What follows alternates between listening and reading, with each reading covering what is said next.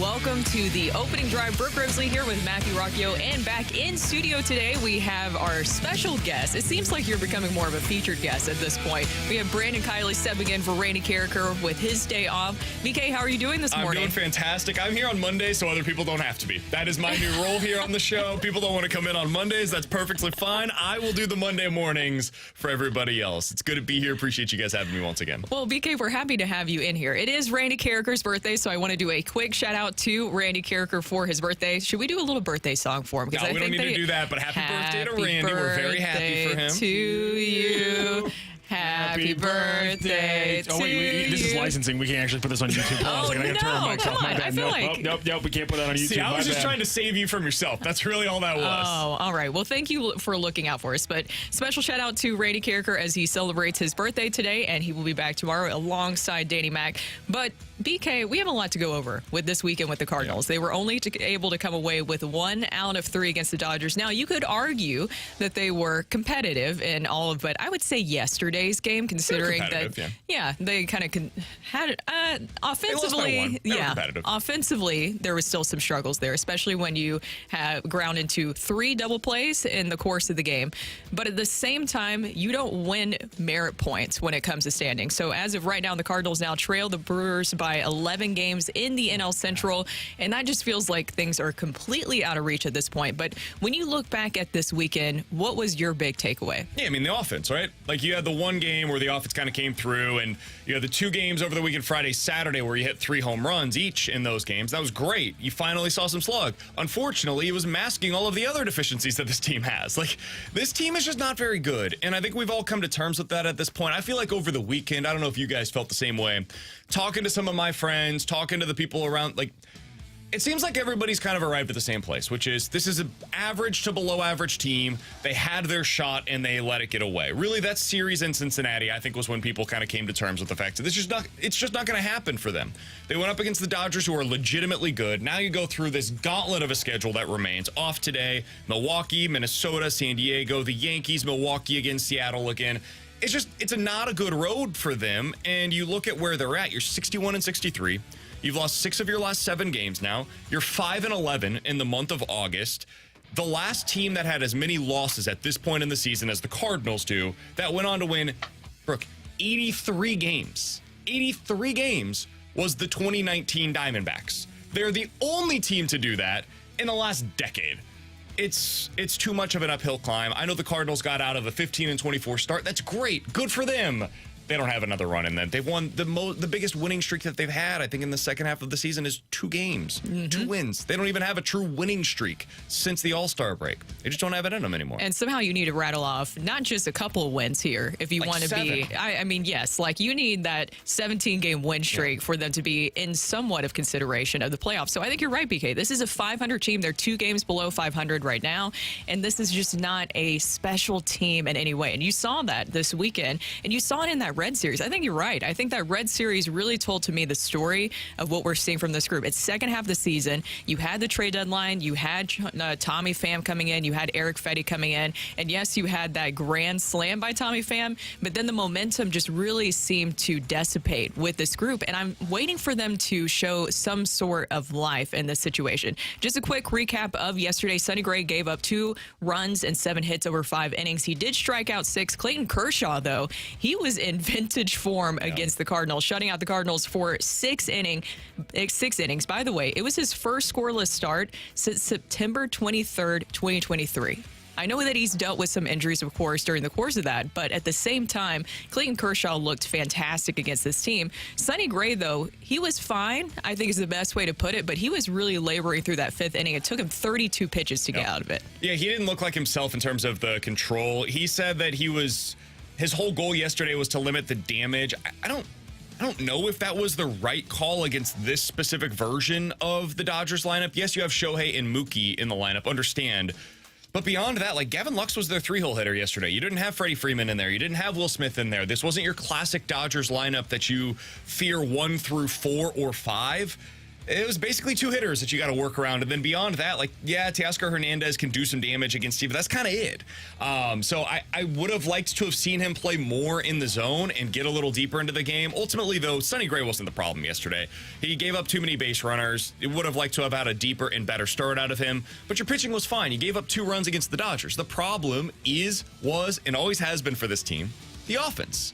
The lack of an ability to come through with runners in scoring position. You mentioned the grounding into the double plays. Like, that's really the problem for the Cardinals. Over this weekend, once again, for whatever reason, they can't figure this out. 3 for 18 with runners in scoring position, 2 for 5 on Friday, and then over the last 2 days, a combined 1 for 13 with runners in scoring position. That's just not good enough. It's not going to get the job done. That's absolutely awful, honestly. But I think it also tells the story of what you're seeing from this group. You're waiting for somebody to provide the clutch hit. I'm just going back to with the 3 double plays that we were talking about, that they grounded into 3 double plays there. I think about the one, obviously, at the end there with Nolan Arenado grounding into the double play that ended the game. And then you had that one in the 6th inning where you had a chance and then nothing came from that, where Wilson Contreras also grounded into a double play. Those were opportunities that were completely missed by this group. It just feels like they're still searching for answers. And at this point, it is August 19th. The answer's not there. But this is also a carryover of things that we saw last year,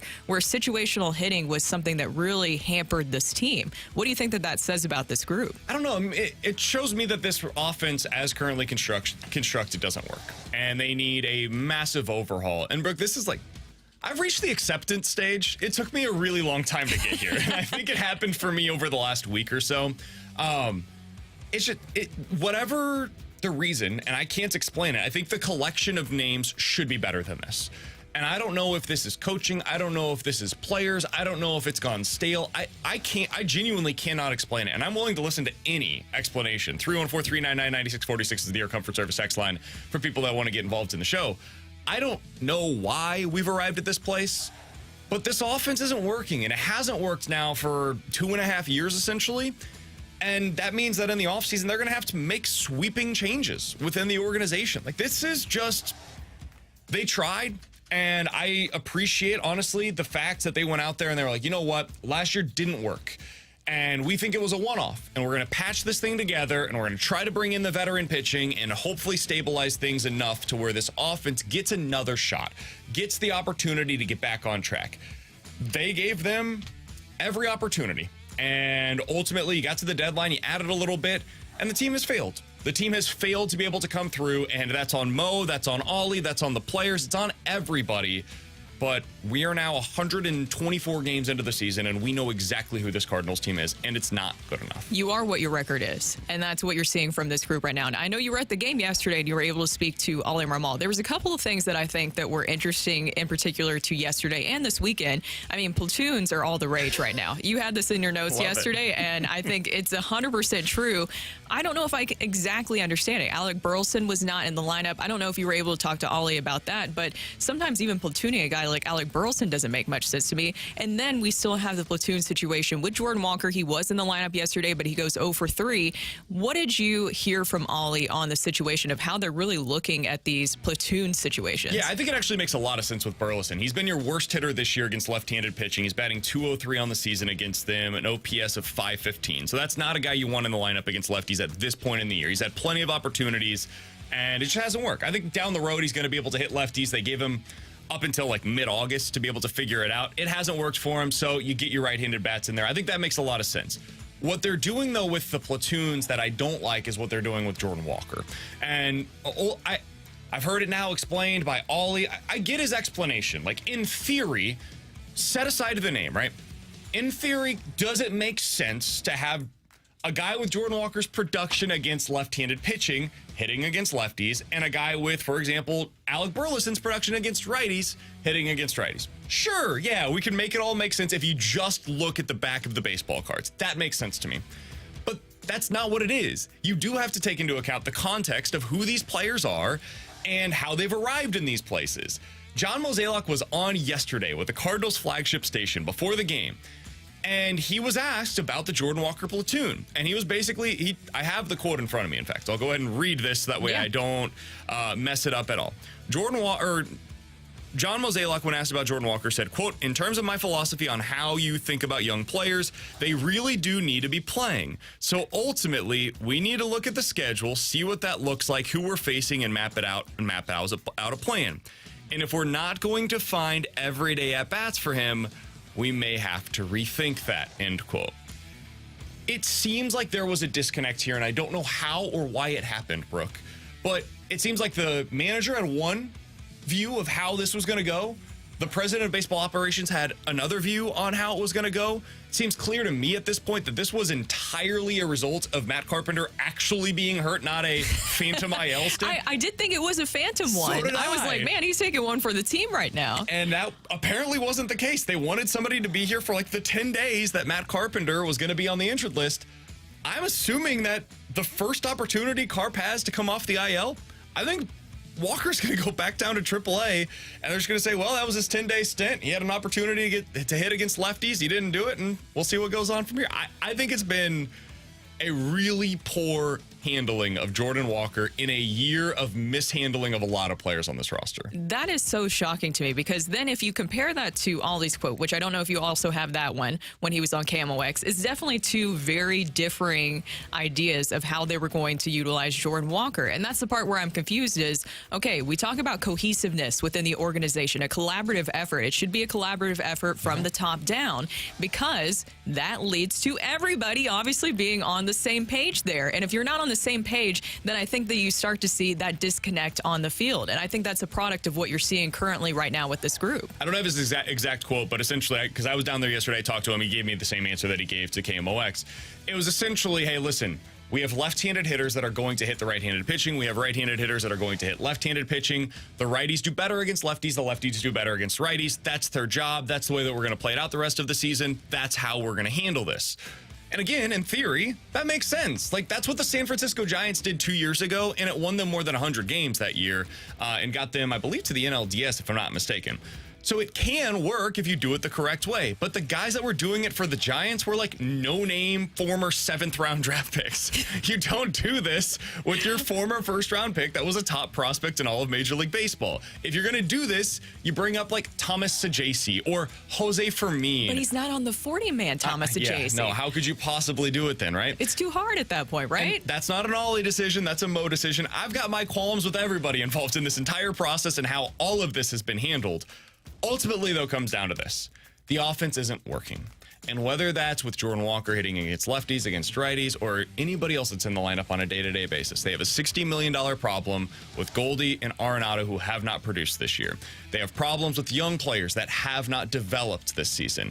And the offense collapsing is the single biggest thing that has gone wrong for the 2024 Cardinals. And until that changes, and it's not going to change at this point, we're 124 games into the season, they're going to be a team that looks back on this season as a missed opportunity. That's where they're at. Another missed opportunity. Another one. After they said it was a one-off. And by the way, as I mentioned, the Brewers will be in town starting tomorrow. It will be Eric Fetty on the mound tomorrow for the Redbirds. And also, we have a lot coming up today because we have to also get into Andre Pallante, what he did this week. And I think that's the one positive that you can take away from things. But we have to start talking about the starting pitching in general, because there's two guys who are coming back here soon, and the Cardinals have some decisions to make. Also, we'll be talking to Chip Caray about that, and we'll be talking to Chris Kerber with the Blues. There was some Blues news last night. I don't know, BK, I don't know if this is like a good thing or a bad thing, but as we know, the clock is ticking as the Blues to match the Blues offer sheet on Broberg and Holloway. But last night, the Oilers making a trade to clear up some cap space. We'll get into that more next if you want to. Do you want to get into that one next? Is that one of their highlights of the weekend? On the other side. Okay, then we'll use that as a tease. We have our 3 things that we love from the weekend coming up here next on 101 ESPN.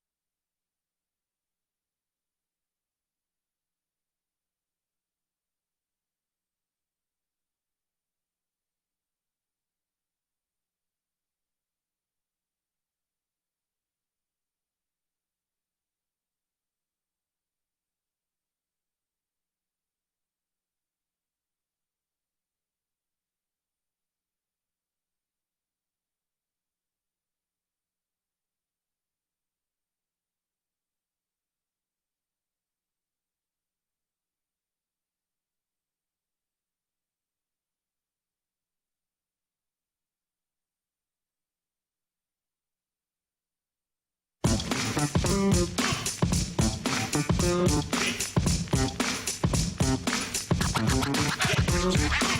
back to the opening drive. It is time for our 3 things that we loved from the weekend. Brooke and BK here. BK, why don't you kick it off for us? All right, let's start with number 3. Number 3. Let's start with what you were about to discuss there at the end of the opening segment, Brooke, which is the Edmonton Oilers making a couple of moves yesterday that indicate their plans with Broberg and Holloway, the 2 players, if you missed it last week, that the Blues decided to offer sheet. The Edmonton Oilers have traded their defenseman, Cody Ceci, to the Sharks. That removes about $3.5 million from their cap sheet. They also traded for a former top 10 pick at forward from the Vancouver Canucks. He's making roughly $1 million this season. Now, if you want to try to read between the lines, this essentially means if they wanted to, they could fit Broberg, the defenseman that the Blues offer sheeted, under their cap if the team was able to put Kane on LTIR. That would likely mean that Holloway, the forward that the Blues decided to offer sheet, that's making about $2.5 million, he would be a Blue. So my assumption at this point, Brooke, the Edmonton Oilers removed a defenseman with salary from their books. They have now opened up a spot for Philip Broberg. He's going to stay in Edmonton, and the Blues will be getting former first-round pick, a forward. I will say, though, I would say relative to what we were maybe hoping for, a little disappointing, but a good player nonetheless that is going to add some speed, a new element to the Blues forward group. I was really looking forward to maybe getting Broberg because when you sent that text last night, when you sent that text last night, I was like, my first reaction was, dang it, because I think a lot of people were hoping that I knew it was going to be a long shot to get both of them, but I kept looking at the Oilers cap space situation. You're like, well, maybe, and they have to sign Draisaitl next year, so they don't have a lot of room to work with, and they're in a really tough position. I like that Doug Armstrong was being aggressive about it. Now, I know that it kind of puts a little bit of a target on him and the Blues now moving forward when you make a big move like that, but I was hoping that you could at least get Broberg because of the Blues situation, and I feel like he was a guy that could help this team, especially defensively, but you get Holloway out of this, it's fine. Yeah, it's a good move, and if they had just gone out there and we never knew anything about the Broberg situation, right? Like, assume that the Blues decided not to offer sheet him. They had only offer sheeted Holloway, and they ended up getting him for a 3rd-round pick. Good job. Good job by Doug Armstrong. Now, not a huge move, but a good move. And this is the kind of move that you got to make when you're in the middle of a retool. You're getting him for probably a slight overpay, but the upside is still there. He could be, let's call it a 15-goal scorer, 3rd-line left winger for you. That's a valuable piece, and you add him to a core group of players that you're excited about moving forward. Hopefully, he becomes a big part of what the Blues are going to have in their next era of winning hockey. So number 3 for me will be Festival of the Little Hills in St. Charles. There we go. Yes, I know that you were out there this weekend too. It was my first time attending the Festival of the Little Hills in St. Charles, and it was so much fun. I went with a couple of my friends who are from that area, and they were reliving their childhood and kind of showing me all the different places. And we even made the stop by Tony's, which I know is a big deal over on Main Street. Spot, absolutely. Is it really? Is that his spot? Yeah, over he used there? to do endorsements for them. Oh, nice. Yeah. Well, the food is great. I wasn't expecting the menu because when I see Tony's, I'm thinking Italian, right? Sure. Which they did have pasta, they had steaks, and they had really good nachos, which I was not expecting, but it was just so much fun. Great weekend. I know you were out there, so you can attest to it as well. It was just a lot of fun. Yeah, it's fantastic. Festival of the Little Hills is one of our favorite times out in St. Charles. We take our little guy down there. This was his first time really being able to experience it. So we had an absolute blast. It's a fun time to be had for the entire family. Let's get to number 2. Number 2. All right, my number 2. Ladies and gentlemen, we've made it. We made it. It is officially college football season. This is week 0 of the college football season. Last weekend was the final weekend without real football. I know preseason was technically on, but let's be honest, ladies and gentlemen. It's not real. That's not real. It was the last weekend without real football until February. We have now arrived this weekend. It is Florida State against Georgia Tech. It is in Dublin. Am I excited for this game? Hell yeah, I am.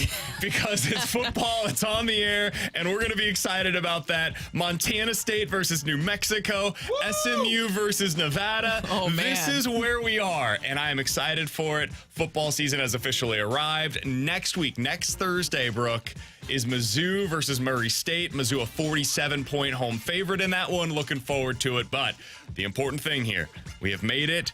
We have It has been a long process to get here, but week 0 is officially here for the college football season. I've been waiting so long for it to return, where even you get excited about facing Murray State. That's where you know that That's there's right. the state of just like how you feel right now, that you just want some form of college football back, and NFL. To your point about NFL preseason, the only reason that I watch is for fantasy scouting and for the sleeper picks. So that's about all that you can which pay running attention backs to. are going to get hurt? Jalen Warren over the Exactly. weekend with the Steelers got hurt. Maybe you get a little bit more Najee Harris in your life.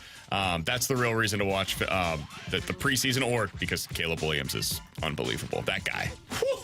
He's going to be good. It looks good for him. All right, number 2 for me is that it was a great weekend in St. Louis overall when you had the Cardinals back in town facing the Dodgers, which I know they only take one of 3, but still at the same time, a great weekend. And you had the Bommarito Automotive Group 500. They always do a wonderful job over there, and congratulations, to Joseph Newgarden for winning for the 5th time that he was able to do it over there. They always do such a great job, and it was just great to have that event over there over at Worldwide Technology Raceway. All right, let's get to Number 1.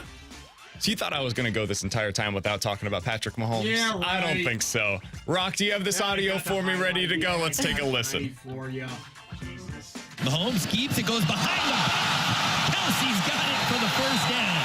How do you like that? Travis didn't run the route he was supposed to run, and then it was kind of a behind-the-back pass, kind of because I was mad. He was supposed to run a flat route. I don't know if you can hear me on the broadcast. I'm yelling at him, and then he doesn't run it. So out of spite, I do a behind-the-back pass, but now it's going to be a highlight. I genuinely believe Patrick Mahomes saw the highlights from Caleb Williams over the weekend and said, all right, it's time. It's time for me to break out the behind-the-back pass. Caleb Williams was making a name for himself, was making a bunch of throws that I can only say, like, Mahomes, Rodgers, Favre, maybe prime Matt Stafford. That's probably the end of the list of guys that can make the throws that we saw from the weekend by Caleb Williams. Mahomes saw that and immediately had to one-up him.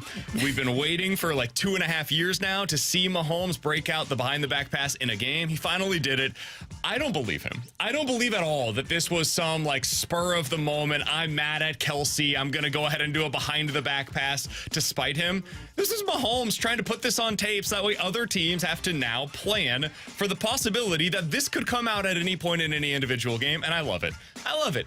I need more of this. They called this a couple of years ago competitive arrogance by Patrick Mahomes, and I think it is the perfect phrase for him. He has it. Steph Curry has it. The joyfulness that they play with, the excitement, the exuberance that they play with. It is something that we need more of in professional sports. I love what we saw from Patrick Mahomes over the weekend. I cannot believe he actually threw a behind-the-back pass in an NFL game. Well, and you think about it, too, there's so many quarterbacks this year. You have C.J. Stroud with what he was able to do last year, looking to see what he'll do in his sophomore season. So a lot of people are talking about him and his high expectations. You have Jordan Love also on the rise. You have Tua, who is healthy going into the year. There's a lot of quarterbacks. Oh, and by the way, Joe Burrow, another one of his rivalries that he has going on. It feels like there's been a lot of teams, too, trying to test him a little bit. I know that we played this last week, but Tyreek Hill saying, oh, without a doubt, I'm a better player over Patrick Mahomes. And so I feel like Patrick Mahomes is paying attention to all of this, and he's using it as bulletin board material going into the season. It almost feels like he's entering his villain era in a good way. I think last year there was some of that, given the struggles with the offense. I don't think any of them particularly enjoyed last season. Hollywood Brown's going to be out for a couple of weeks. We know that. But I think there's a chance this offense is going to have a monster season. I know nobody wants to hear me get overly excited about the Chiefs offense once again, but I think if you're doing fantasy this season, I would want a lot of Rashee Rice. I don't know if he's going to be suspended or not, but at this point it seems relatively unlikely that it happens at the beginning of the season. Yeah, they kind of swept that under the rug, huh? And Isaiah Pacheco, if you have a chance to get him, definitely go ahead and get as much Isaiah Pacheco as possible. They don't have a number 2 running back right now. Chiefs offense going to be pretty good again. Turns out that's what happens when you have Patrick Mahomes at home. I think you're pretty excited. All right, number 1 for me is going to be Jason Tatum and Matthew Tkachuk throwing out the first pitch at the game yesterday.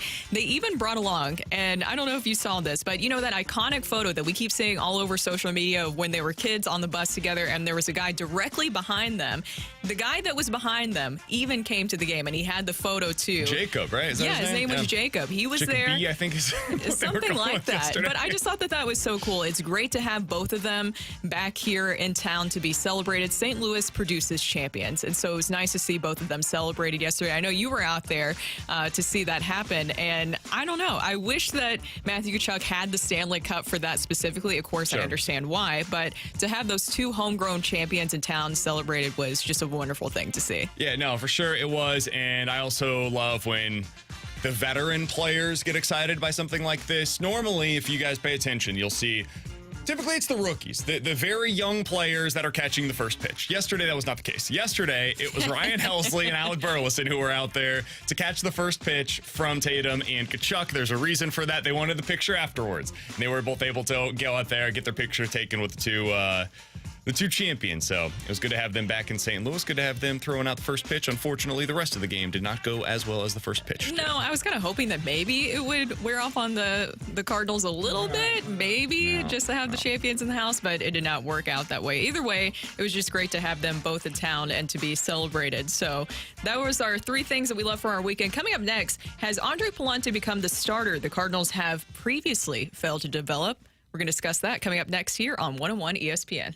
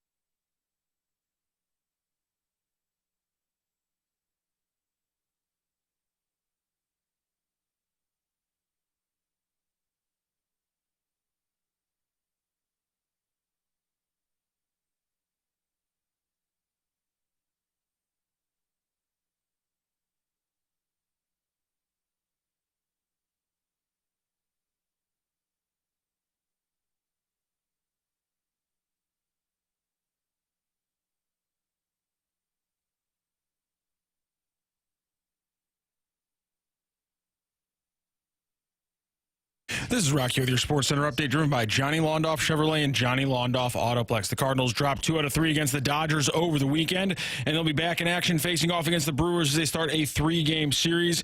Game 1 will be Eric Fetty facing off against Frankie Montas for the Brewers. Fetty on the season 8-6 with a 3.40 ERA. Montas 5-8 with a 4.86 ERA. That is your Sports Center update, driven by Johnny Londoff Chevrolet and Johnny Londoff Autoplex. See them at londoff.com. Chevy, together we drive.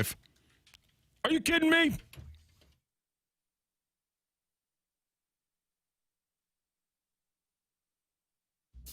I love having him in the rotation right now. He's done a nice job of giving us a shot every time out, going deep in games. Right now, it doesn't matter, righty, lefty. He's killing it.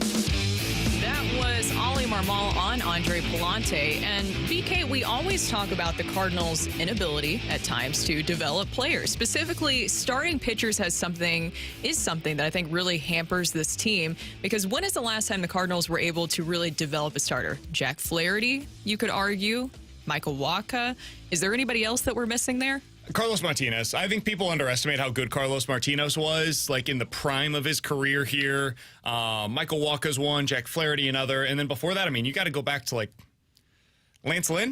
I mean, that's what we're talking about here, is really the last decade. There has been a severe lack of any kind of development with starting pitchers, whether it's a front-end starter or even the number 5 starters. Yes. I think that's the thing that's been so frustrating to me, Brooke, is it's one thing if you can't produce an ace. Most teams in Major League Baseball, from their system, do not produce an ace. It's really hard to do. There are very few aces in Major League Baseball. What most teams can do, though, is produce a guy that can have like a right around a 4 ERA and throw 150 innings for you on a regular basis. Most teams can find that guy from their system, and that's what the Cardinals have been lacking. Pallante is the 4th starter in the last decade, of multiple seasons prior to his 26th birthday. So this is not like some crazy number. 26th birthday with at least 10 starts in that year, sub 4.1 ERA. Guys, this is a low bar to clear, and he's the 4th guy to do this in the last decade. It's Pallante who's done it this year and in 22. Jack Flaherty did it 3 times, Carlos Martinez did it 3 times, and Michael Wacha did it in 2014 and 2015. This is the kind of pitcher that the Cardinals have been lacking, and it will hopefully allow them to go into this offseason and not have to pick up an option on somebody like a Lance Lynn, and it saves you $11 million.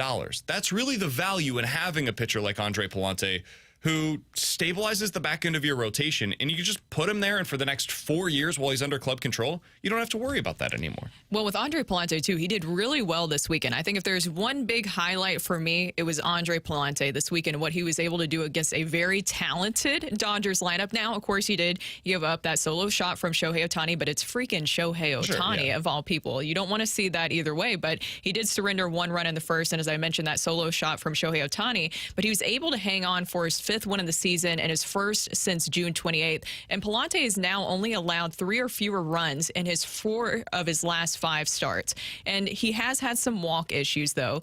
But at the same time, I think that he is that other starter that you need in the starting rotation. And when you're looking at the future, too, because you have to at this point, the starting rotation has been very expensive. When we talk about payroll and how much the Cardinals has spent, they have spent a lot of money on this starting rotation because they haven't been able to develop one of those starters to really come up. It seems like Andre Pallante can be the answer, not just for this season, but even moving forward. Yeah, and I want to be very clear on what he is, right? Because I think sometimes people hear us and they're like, "Oh, you guys are talking up." No, Andre Pallante is a 4 or a 5 starter. Yes. If you make the playoffs, he should not be a part of your wild card rotation. And that's okay. You need those guys. You need players that can capably eat innings for you throughout the course of the season, right? Think about what Texas had last year with Dane Dunning. Think about what Atlanta has had this year with Schwellenbach. Like, these are guys that most casual baseball fans have really never heard of, but you need them to get you through the 162-game grind of a regular season. It's why I thought it made sense to sign a Kyle Gibson or Lance Lynn. One of the two I thought was necessary for this team. You need to get through the grind of the season. And then when you get to the playoffs, now's when your big 3 horses will be able to get you through October. Now, this team's probably not going to get there, but neither here nor there. Andre Pallante is one of those guys, more in the ilk of a Kyle Gibson, Lance Lynn, Miles Mikolas. 4-5 starter, feel good about it. You don't want to pay that guy $18 million like Miles Mikolas is making right now. And I think that's where the real value is with Pallante, is if this works, he allows you to move on from some of these other veteran starters, and you can reallocate that money elsewhere. if you have Andre Pallante and you feel good about it, and I do going into this offseason, maybe they look to potentially trade a Miles Michaelis. If you get some more quality starts from Michael McGreevy the rest of the year down in AAA, maybe he gets a look coming in September if this team's completely out of it. You say, all right, what does it look like, Michael McGreevy? Can you be a part of this starting rotation next year as well? Can we have Pallante, McGreevy as our 4-5, and can they take the place of Michaelis and Lance Lynn? And if you can, cool. Now we just saved ourselves $30 million next year that we can use on the bullpen or a big-time bat or a #1 starter that we can go out and sign this offseason. Those are the kinds of things that you can do if you have young pitchers that are able to be developed from within, and it's something that the Cardinals really haven't done in the last decade. They've been failing to produce this exact kind of a starter. And by the way, Lance Lynn and Steven Matz will be returning soon. I know you were there yesterday to talk to Oli Marmol about this, but with Steven Matz, we haven't seen him obviously since April because he's been dealing with a herniated disc in his lower back. But it seems like he's returning soon. The role of if he's going to be a starter or if he's going to be in the bullpen, that's still up in the air. So it's worth noting. Look at the date. Okay, so it's August 19th. He's going to make one more start down in the minors. That would probably come at some point in the next 4 or 5 days, you would assume. And then you think about that, okay, if we're giving it another 4 or 5 days beyond there, we roughly get to September. So essentially we're talking about when rosters expand, Steven Matz maybe becomes a part of this bullpen rotation, something once again. I think maybe you go to a 6-man rotation down the stretch. Maybe that's something they explore. Maybe he becomes a guy that's just an extra arm coming out of the bullpen. Maybe there's an injury at that point. Like, I wouldn't worry too much about who he's replacing in the rotation. I think Lance Lynn is maybe the more interesting question there, and I don't know what the plan is there. They haven't really given much of an update other than that he's going to throw a bullpen. Beyond that, I don't know.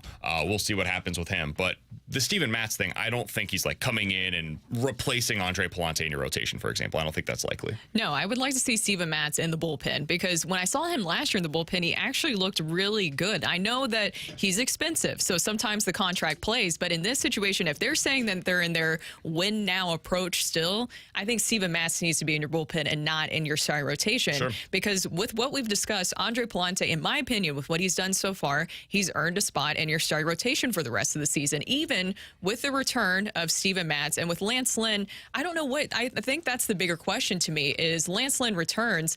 I can't see him going to the bullpen. So what happens with the starting rotation? Maybe you go to a 6-man. Maybe that's what they do because they've been talking about that for a while now as a possibility. They've talked about how some of their starters are kind of running on fumes.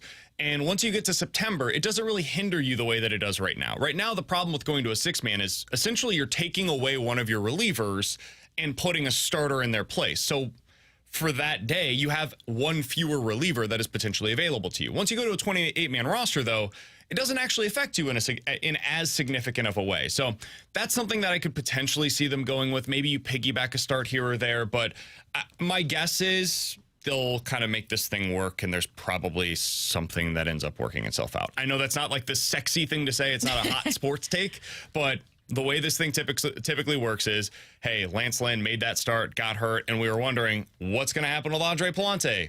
The knee ended up barking for Lance Lynn, and now we have a situation where, once again, we're talking about the same thing, but in reverse. I think it's really interesting that you brought up the point, too, of when you're looking ahead to next season and really moving some of the money around. Now, Sonny Gray, he does increase his pay increases next season, so he does get a lot more expensive next year. You lose the Paul Goldschmidt money. Like, you've got other money that's but they're going to re-sign him.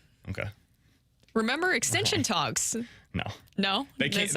That's a conversation that I'm just unwilling to have right now because it cannot.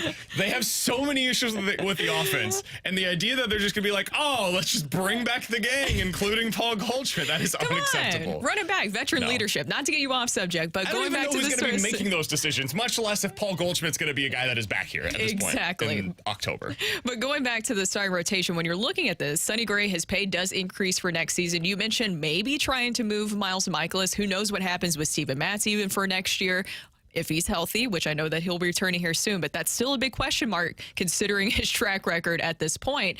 When you're looking at the starting rotation and you also look at Sonny Gray, now the ace conversation always gets people riled up here. He is their ace, but if this is what he is right now, do you have concerns about what that means for the Cardinals moving He's their forward? number one. I think there's a differentiation between being an ace and a number one starter. And Sonny Gray is your number one starter. If you played a postseason game, Sonny Gray would start game one for you. Is Sonny Gray a classic ace? No. And I don't know where this came from that anybody suggested that he was an ace. I don't know. Like, who are the people that are arguing he is actually an ace in every possible way? I don't think those people really exist. I was somebody that was very high on the signing, and I remain very high on Sonny Gray to this day. I've never considered him to be a Zach Wheeler or a Chris Carpenter or an Adam Wainwright. Those are different kinds of pitchers. Those are guys that you expect to start 30 games every season, throw 200 innings for you, and have a 3.0 ERA or below potentially. They have the ability every single season to be that for you.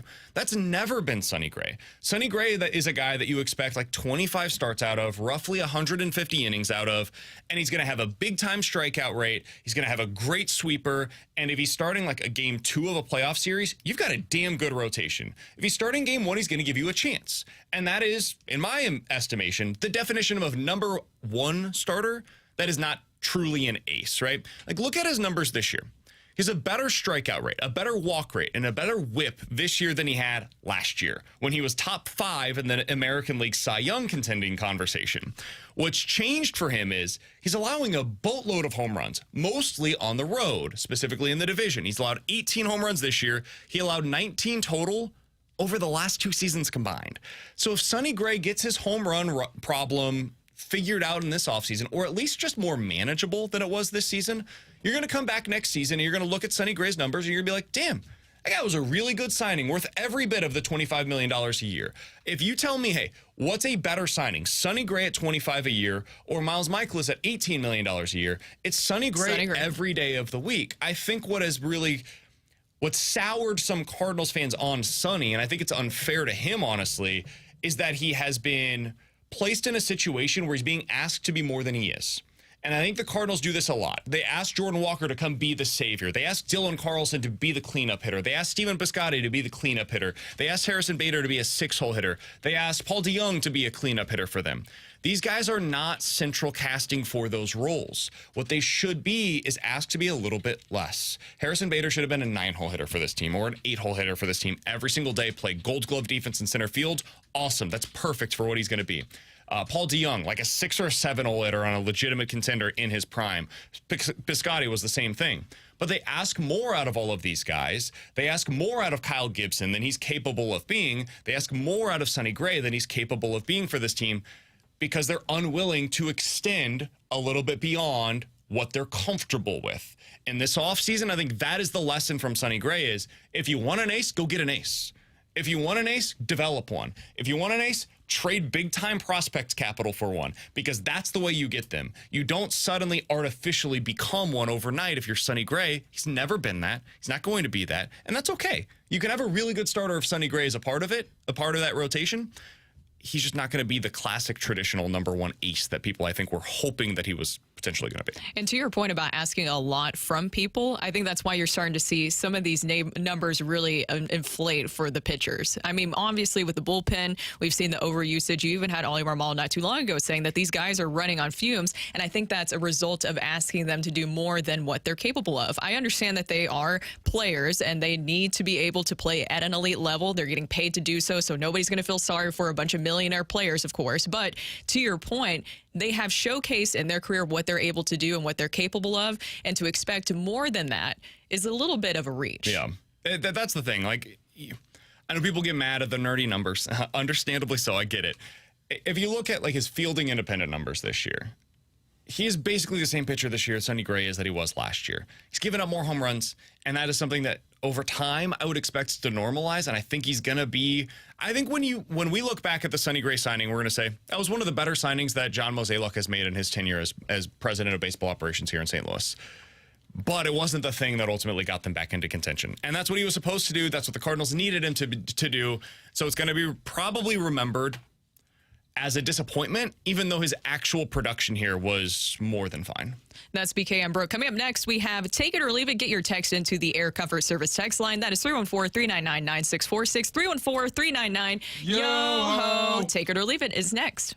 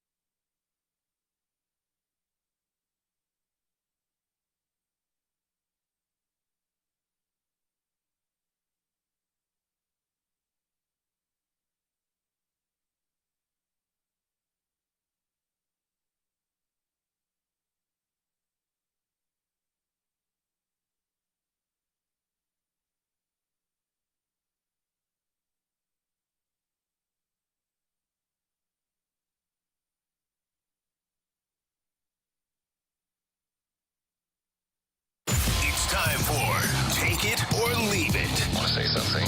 Put it out there. If you like it, you can take it. If you don't, send it right back. Get your text into 314-399-9646 and give us your take it or leave it. Brought to you by Gloria Lou Realty. Visit GloriaHasTheBuyers.com and start packing. That's my final offer. Take it or leave it.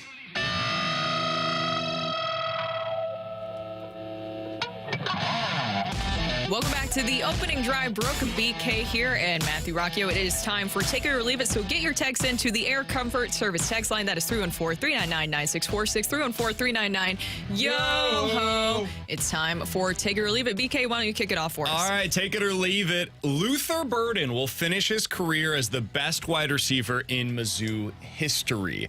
Now, if you want a little bit of context here, Denaro Alexander currently holds the record for most receiving yards in Mizzou history with 2,700. He has the most receiving touchdowns by a wide receiver in Mizzou history. He has 22. And he had the single best season by any Mizzou wide receiver with 1,780 in one season.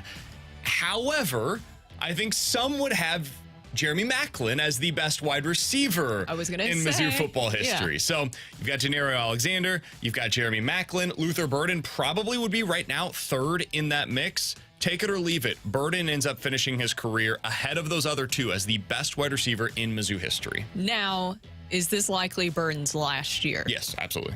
He will not be back next season. Zero chance. Ooh, I don't know. I might just have to leave it, BK.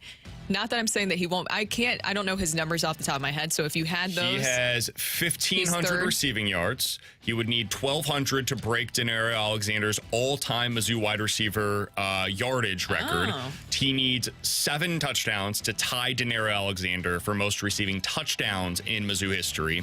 And for the single season, Burden had 1,200 yards last year. That was the third most by any wide receiver in a single season. Maclin was second at 1,260 back in 2008. I don't think he's going to break Denaro Alexander's season record where he had 1,700 yards. That's not going to happen. Yeah. That was such a ridiculous season. That's Denaro insane. gets underrated as one of the all-time great college football seasons. Wow. Well, when you bring up those numbers, it's tough. I would definitely say that he'll finish as one of the top ones, maybe right behind him. But for some reason, Jeremy Maclin, though, just still sticks out in my mind as one of the best wide receivers for Mizzou.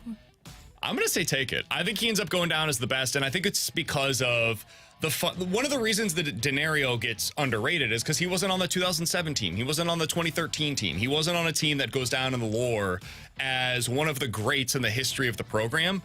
This team has a chance to do exactly that. They could be the first team to get into the playoff, right? So if that happens and Burden puts up the kind of season, honestly, that he just did last year, if he just replicates the success that he had a year ago, I think he'll go down and be remembered as the best receiver in Mizzou program history, and will go down as among potentially even a Mount Rushmore player in the history of the program because of what his addition meant for the transformation of the program in the Eli Drinkwitz era. Okay. If not for Burden, I don't think they're having this success right now. You know what? I'm going to be wishy-washy in here, and I'm going to flip-flop, and I'm going to take it just because of what you just mentioned there at the end, too. Also, the impact that he had with this program. Eli Drinkwitz said it himself that Luther Burden was a huge part of their success. What he's also done on the recruiting front, also the way that he's really grown with NIL and has grown as a player, what he's done on the field and off the field, I think that's all other things you have to take into consideration as well. And if Mizzou is able to take full advantage of their schedule, which is very favorable for him this year, and Luther Burden is a star, he should get so much national recognition for what he's able to do. So I'll take it. I switched my mind up there. All right, take it or leave it. Quinn Matthews is doing really well at every single level. And I don't know if you saw this weekend, BK, but in Springfield, he tossed 7 scoreless, giving up just 5 hits while striking out 11. Take it or leave it. He will be a part of the Cardinals starting rotation next season. At some point, I think I will take that. I do not think he will open the season with the Cardinals. I would like to see them go ahead and give him a call up at the end of the year to AAA, though. I would like to see that briefly. I think that's probably where he starts out next season. I don't think they need to rush him, but he leads the entire minor league system now in strikeouts for the 2024 season. And that's twofold. One, means he's throwing a lot of innings because to rack up the strikeouts, you got to be out there for a bunch of different starts.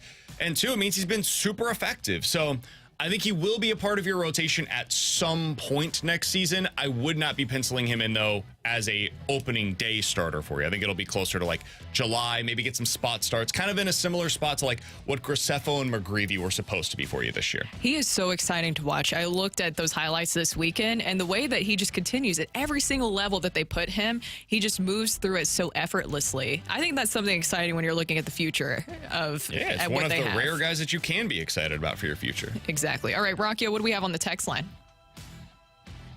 Sorry, we had John Fitzgerald in the YouTube chat speaking blasphemy about the Mizzou take, so I just had to double check that really quick. What happened? What did John say? He's just like, you're ignoring Kellen Winslow. Numbers are not the only thing to look at. He was a tight end, but he was a wide receiver also. Two things. One, Kellen Winslow broke 1,000 yards in his career for Mizzou, just over 1,000 yards. Different era, obviously, of course. Two, been a Mizzou fan my entire life and never once anyone be like, yeah, Kellen Winslow was also a wide receiver. No, he was a pass-catching tight end. What are we doing here? Sorry, I had to get that off my chest. Take it or leave it. Joel Horfer gets a revenge offer sheet next season. Maybe not just from the Oilers, but from anybody. I'll leave it. I think the only team that really has the revenge factor in this, I don't think anybody else in the league is like, oh no, Army did us wrong. It's just Edmonton. Edmonton's the only one that feels that way. And so they don't have any cap room to be able to do some kind of a revenge offer sheet. And I think that was part of the calculus here if you're Doug Armstrong. So I'm going to leave this. If somebody's going to get an offer sheet that is higher than expected, it would be Jake Neighbors. I don't think it's going to be Hofer. I was going to say, I'll leave it for that. But when we were talking about putting a target on your back with the Blues, does that happen with Jake Neighbors down the line? I don't think so. I think that this is still going to be the rarity, and it was a very unique situation that Doug Armstrong was able to exploit. So I'll leave it in both scenarios. Take it or leave it. This Dylan Carlson guy's kind of what the Cardinals should be looking for, don't you think? What the hell, dude? We are diving into this during the show. Me. That's S270. I will take it. Man, he looks happy. By the way, if you didn't see it last night, even though it was all over social media, Dylan Carlson with a walk-off winner for the Rays last night. And by the way, it was a righty on the mound, which I thought that was something that he couldn't do, BK. But well, he didn't start the game because it was a righty. Never mind. You know, but either way, they put him in that position. It wasn't. Doesn't matter. He's raking. I don't know what to say anymore. It doesn't matter. Sometimes you just, what I'm learning, Brooke, and this is, yes. It's taken me time. Sometimes you just have to say, I'm wrong and move on. And it appears that I was wrong on Dylan Carlson. BK, it's not your fault. I know. It's not your fault. I know. You were down on DC. It's not your fault. Yeah, how could I not have been down on DC? He was terrible this year. He got all the opportunities that he could have possibly asked for over the last 2 seasons when healthy. He did not produce in any of those opportunities. I do find it interesting. Brooke, you brought up the quote from Dylan Carlson. We'll talk about this a little bit more later on. Andre Pallante over the weekend was asked about his success as well, and he said a big part of it is confidence. I'm pitching with confidence right now. I'm pitching as somebody that is comfortable with my current repertoire and the situation that I'm in. I believe that I'm a starter. And so he goes out there and he has confidence in himself. I think a big part of what has happened for Dylan Carlson is for the first time in a really long time, he feels an organization that believes in him and he is having confidence in himself accordingly. So we'll get into that more later on. Did not give you a lot of confidence when you're getting tossed around from No, the minors and the Rocchio. majors? Okay, I've been very confused. I wonder. Okay, man. Last point. Should we just not do trades with the Rays anymore? No, I did. Obviously no. not. No, absolutely. At least they got clearly. Sean Armstrong, though. Hey! Yeah. I'm sure he'll be sticking around for a while. Hey, look, guys, positive side. Take it or leave it. It's really not that big of a deal that the Cardinals are having a couple of bad years. We're just spoiled as a franchise. This happens to everybody. Leave it. Leave sucks. it. I hate this. No. I do not. It is different. Brooke, we were talking about this off air. The difference here in St. Louis is that the Cardinals are the team in town. Like, there is no other market in America that is this way. Everybody else has like a football team or a basketball team that is the #1 story in town. That is not the case here in St. Louis. The Cardinals are the team in every possible way. And so accordingly, when the Cardinals are down, it really affects the mood of sports fans, which affects the mood here in St. Louis of basically everybody, because everybody's a sports fan. Let's keep talking about the positives then. Take it or leave it. Drinkwitz gets a big-time head coach offer next season. Well, that's not positive. I will take it because his name was already being mentioned. I know it's just rumors, but sometimes where there's smoke, there is fire, BK. His name was possibly being brought up with Alabama. I think that especially if he can get them to the playoffs this year, which is the expectation in my mind for Mizzou, then 100% other teams are going to try to poach him. Agreed. Take that. Leave that he leaves. I don't think he's leaving. I think Eli Drinkwitz has a really good job right now. And I think that's something that people are underestimating is when you have a place where you can be a folk hero in that market, if you make the college football playoff, that is very different than going to a place like Texas or Alabama or Arkansas, Ohio State or his Arkansas. home state. Yeah, that's not as good of a job as Missouri right now. If you go to one of those places and you don't win the college football playoff, you failed. And those expectations, while exciting and meaningful, that's a different way to live. He's making big time money. He has the ultimate job security, and he's showing an ability to win at the highest level right now at Mizzou. I'm not overstating what the job is. I think Missouri is a really good job. The reason why I think it's great for Drinkwitz specifically is because of who he is as a coach and the recruiter that he is. He has elevated the program in a meaningful way. If I'm him, I mean, there are jobs that I would leave for. I would leave for Georgia. I would leave potentially even for Texas. There are very few jobs, though, that I would leave for because the grass is not always greener. And we've seen this with a lot of other guys that leave for what they think is going to be the best job in America. And then 3 years later, they're left without a job. And now they're an offense coordinator for the next 5 years. Well, money does always talk in those situations. So I'm sure if maybe the right offer came along, he would consider it. But there's so many positives. Coach, I think, right now in salary? Yes. He's making plenty of money. Money's not a problem for Eli Drinkwitz. And you do have the stadium money coming. I think that was a huge thing for Mizzou to be able to get more of that money coming in because having that stadium upgrade, one, it looks fantastic by the renderings, but you want to have that kind of facility. And he's bringing in a lot of fans. And so, I don't know. It's exciting to see. I would not be surprised, though, if many, many other colleges would come after him because he's doing everything that you want in a college coach. He's young. He's able to utilize NIL in a lot of different ways. He's able to utilize the transfer portal, and he's recruiting heavily within the state and also getting top recruits outside the state, too. Making $6 million a year. Eli Drinkwitz is doing A-okay when it comes to his salary. I've seen his car. Yeah, he's doing all right. Do we have one more to get in? Oh, no, that's good. Okay, just kidding. All right, thank you, Rocchio. And that was Take It or Leave It. Coming up next, are you still actively rooting for the Cardinals to go on a run? You can text into that as well. That's coming up next here on the opening drive.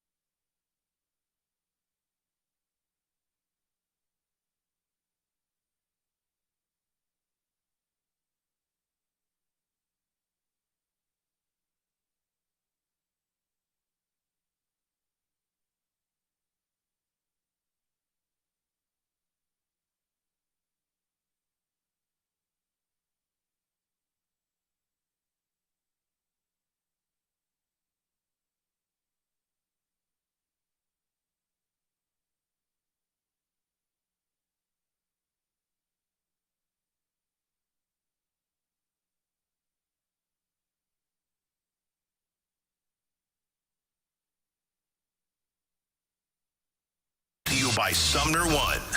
A fresh perspective on the day's top stories. It's the Opening Drive's Fresh Take.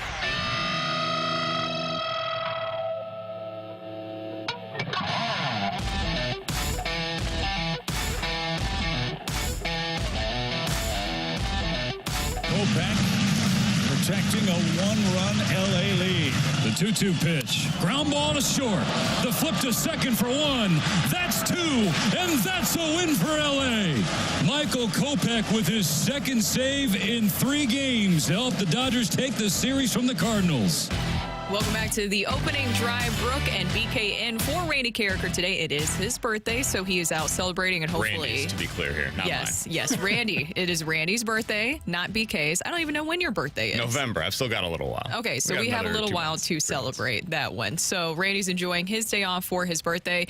And we want to ask you guys, are you still actively rooting for the Cardinals to go on a run? You can also send in your mic drops to our 101 ESPN app. You can also text in right now to our Air Comfort Service text line. That's 314-399-9646, 314-399. Yo-ho! Look, BK, this is how I feel about it. Of course, I would love for the Cardinals to rattle off 10 wins in a row, 17 wins in a row. But it feels like with this group, that is just not possible. We kept talking about it, especially at the opening segment, about how this team, really, there's not a threat in this lineup right now. You want it to be Arenado. You want it to be Goldie. You want it maybe to be Tommy Pham. You bring up Jordan Walker, but he's platooning, so you don't know if he can even be that guy for this team right now. It seems like they have tried everything they can to find some sort of spark offensively for this team, and nothing is meshing together. At this point, I want them to do well, but at the same time, it seems out of reach for them to make the playoffs at this point. I don't. I just don't want them to go on a run. I'm not actively rooting against them to do so because it's fun to watch winning baseball. It's not fun to watch a team that loses all the time. This is not fun for us to come on the air and be negative all the time. Our jobs are much more exciting, despite what some fans may think, when the team is winning. It's more enjoyable to cover. The guys are more likely to give you good answers. It's a more exciting time to be a sports fan. The best time to be a sports fan in St. Louis was 2019 when the Blues are going on this crazy run to the Cup, or 2011 when your team does something that nobody saw coming. Randy declared them dead in September, and then boom, they're in October and they're going on this crazy run, right? That's great for sports radio. It's great for people like us that do this for a living. But the truth is, I think it's better for this organization to realize that what they are doing is not working. And if they go on some, in my opinion, fluky run down the stretch, it will mean that they learn all of the wrong lessons for this season once again. Last year, I think they learned some lessons, some of which were, hey, our rotation was crippled by the end of the year. We need to go out and get guys that can stabilize things. Cool, that was a reasonable lesson to be learned. You go into this season, and the hope is, because you stabilize the rotation, now our offense is going to be able to take off, because last year was just about the injuries. That was the problem a year ago. Guys got hurt. Well, that's clearly not the case. The problem for this team is that the entire roster construction is broken. The way that they have developed these guys from within, whether it's at the big league level or what happened with them down in the minor leagues, I don't know at this point, but something is wrong with it. Something is clearly going awry, and they need to learn from this. They need to take a hard look at their decision-making processes. They need to take a hard look at their roster construction. They need to take a hard look at who is our core. What are we really building around right now? Who is going to be a part of this roster when the Cardinals are good again in 1, 2, 3, 4, 5 years, however long it's going to take? And who is going to be making those decisions at that point in time, whether that be this offseason or next? There are hard questions that need to be asked about this team, and I don't think that they will be asked through the right prism if they go on a run to the playoffs. So, no, I'm done rooting for this team to go on a run. I think it's better for them to be more of this, to be closer to what their Pythagorean win-loss record is, which is about a 440 win percentage, as opposed to their actual win-loss record, which is at a 495 win percentage. Because, as you said, it forces the team to really answer the question of what are they doing moving forward, because you would have to have drastic changes after another season where you don't make the playoffs. And that's something that is needed at this point, especially with this team, what they are right now. You would have to take a hard look at not only what you have on the field, the product on the field, but the entire organization and what needs to change from the top down. And it's time. I agree with you 100%. From the 8-1-3, do I want the Cardinals to go on a run? Yes and no. Yes, because it's always exciting to go on a streak. However, they aren't good enough to go deep in the playoffs. So ultimately, no, not really.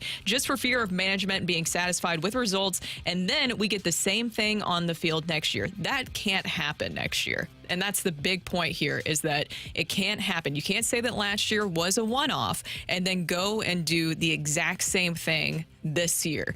It's not a one-off anymore. It's an alarming trend at that point. 314-399-9646 is the Air Comfort Service text line. This one comes from the 618. Guys, go on a huge run or completely collapse. That forces a change, one or the other, but please, nothing in between. This team's not capable of going on a huge run. And so that's why I'm rooting for the changes, because we've seen now since the start of the second half of the season, since the All-Star break, this team has not yet won 3 consecutive games. Think about that for a second. Think how hard that is. We have now played about a month of baseball post All-Star break, and they have not a single time won 3 consecutive baseball games. The last time that they were able to accomplish that feat was June 22nd through the 24th. It's been like almost 2 months of baseball, guys. Bernie Miklasz pointed out on Twitter last night they're the only team with a worse record since July 10th in Major League Baseball is, of course, the White Sox. Oh, that's the only team. So we're going to do this. We had to do that Mother's Day thing. Well, we got to turn this one around, baby. Since July 10th, you're the second worst team in Major League Baseball. And the reason I bring this up is because to win a wild card, to win a divisional series, you got to win 3 straight. Yep. You got to win. You got to win 3 out of 5. Like, you got to do something like that in the postseason. And I don't think this team is capable of doing that. So yeah, I don't have it in me anymore. I've been the guy that's been wearing this conductor hat around all season long. I can't do it, Brooke. I don't get excited about this team. You just have that in the corner? Yeah, we've got it here ready to go at all times. I've got this. I've got some got some role play over here. Oh my gosh. Okay, Rockio. Some hats. Rockio, real quick. So I think you're missing the American cowboy hat, the American flag cowboy hat. Where is that? So Rockio, real quick. He won't do the yo-ho with us, but he has a conductor hat over here. Brooke, I've been down this road and back around the bend. I can't keep doing this, all right? I see how it is. So it's the man's locked in on certain shticks and he can't step away from them. I feel like I think it might be like Twister, where like BK's like, I have 4 shticks and I can never add a 5th. that is your limit right there. So it seems like we're getting a lot of texts in saying the same thing. I think that there's a lot of fans that, of course, you're used to the success of the Cardinals, the rich history that you have here in St. Louis. The expectations are high. We've heard a lot of players talk about that. I've even heard Nolan Arenado quote that many times, that the expectations here are really high, and there's a lot of pressure that comes with it. But that is the whole point of all this, right? Because fans expect excellence. They expect the team to go to the playoffs and not just get into the playoffs, but to actually make it past the first round, which is something they haven't been able to do since 2019. And that's something that I think fans are really pointing to right now. Is it's not just last year, it's not just this year, is that this has been a trend going in that direction. And if you miss the playoffs again this year, which everything shows that it's going in that direction, then there has to be changes from the top down. Yeah, I think what you're seeing is, like, basically since 2015, we've seen a roster construction that is aiming for 90 wins. And when you aim for 90 wins, if you miss a little bit, you end up missing out on the playoffs.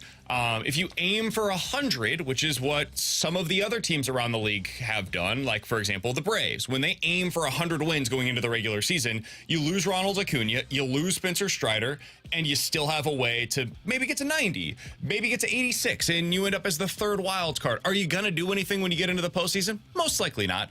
But you were aiming really high, and so if you miss by a little bit, it just becomes a season that's disappointing, but not a complete disaster. For the way that the Cardinals have been aiming in recent seasons, when they miss by a decent margin, dude, it ends up with 71 wins like last year, or this season on pace to probably win 75 to 80 games once again.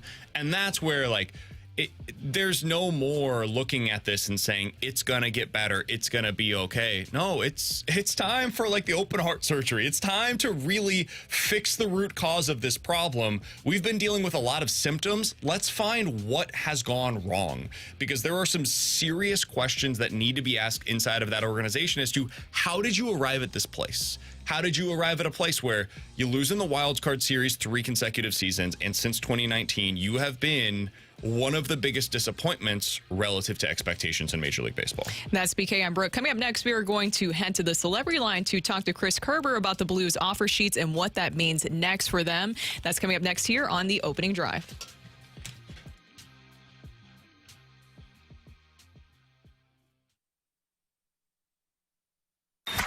It's time for a DraftKings at Casino Queen Redbird report on 101 ESPN.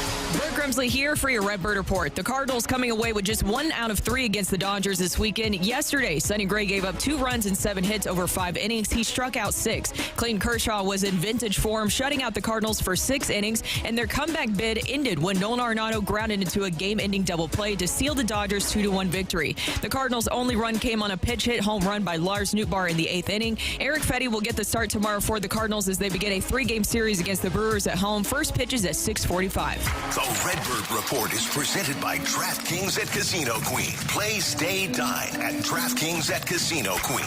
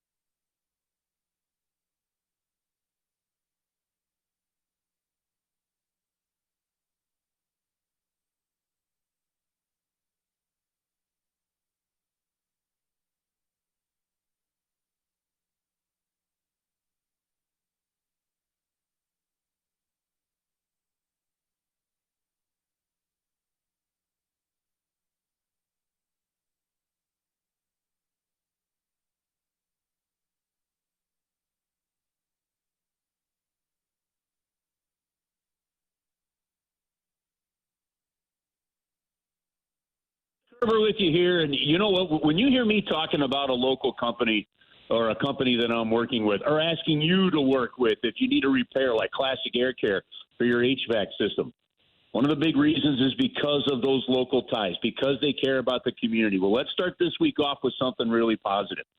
Classic Air Care has a program they call Feel the Love. Now, it's a program where in the month of August, they're looking for applications to find out who needs a brand new HVAC system. So at the end of August, Feel the Love for Classic Air Care is going to supply somebody with a brand new HVAC system. So if it's you, you can go to classicaircare.com. You click on the about Us to apply. Maybe it's somebody else you know, and you want to nominate them. This is a way of just helping somebody out. They do it in the month of August. It's called Feel the Love. And it's things like that from Classic Air Care and those kind of values that make them a company that you're proud to work with, proud to use, and proud to tell your neighbors about. So, again, Feel the Love.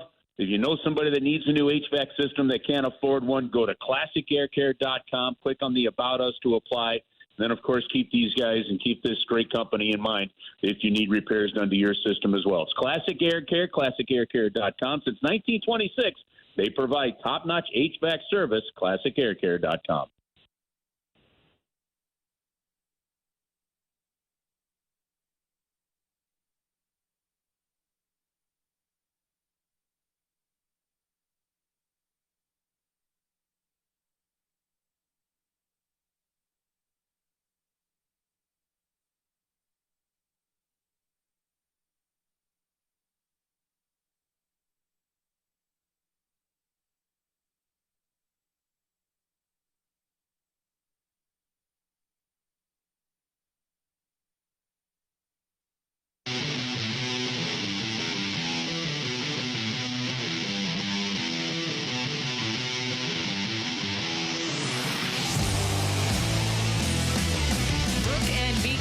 we head to the celebrity line to talk to the radio voice of the Blues, Chris Kerber. Kerbs, how are you doing this morning? Brooke, I'm good. How are you? We're doing great. We're having a great Monday morning. Well, other than, the Cardinals and their struggles. But we do have some Blues recent news to talk about. As we know, the clock is ticking for the Oilers to match the Blues offer sheet to Philip Broberg and Dylan Holloway. And last night, the Oilers making a trade to clear up some cap space. Edmonton trading Cody Ceci and his $3.25 million salary and a 2025 third-round draft pick. Kerbs, it's safe to assume that the Oilers are doing that, I would say, or I'm assuming here, to retain Broberg ahead of Tuesday morning's offer sheet trade deadline. Well, it's interesting as I dug into it more this morning, and you look at what the whole big picture is.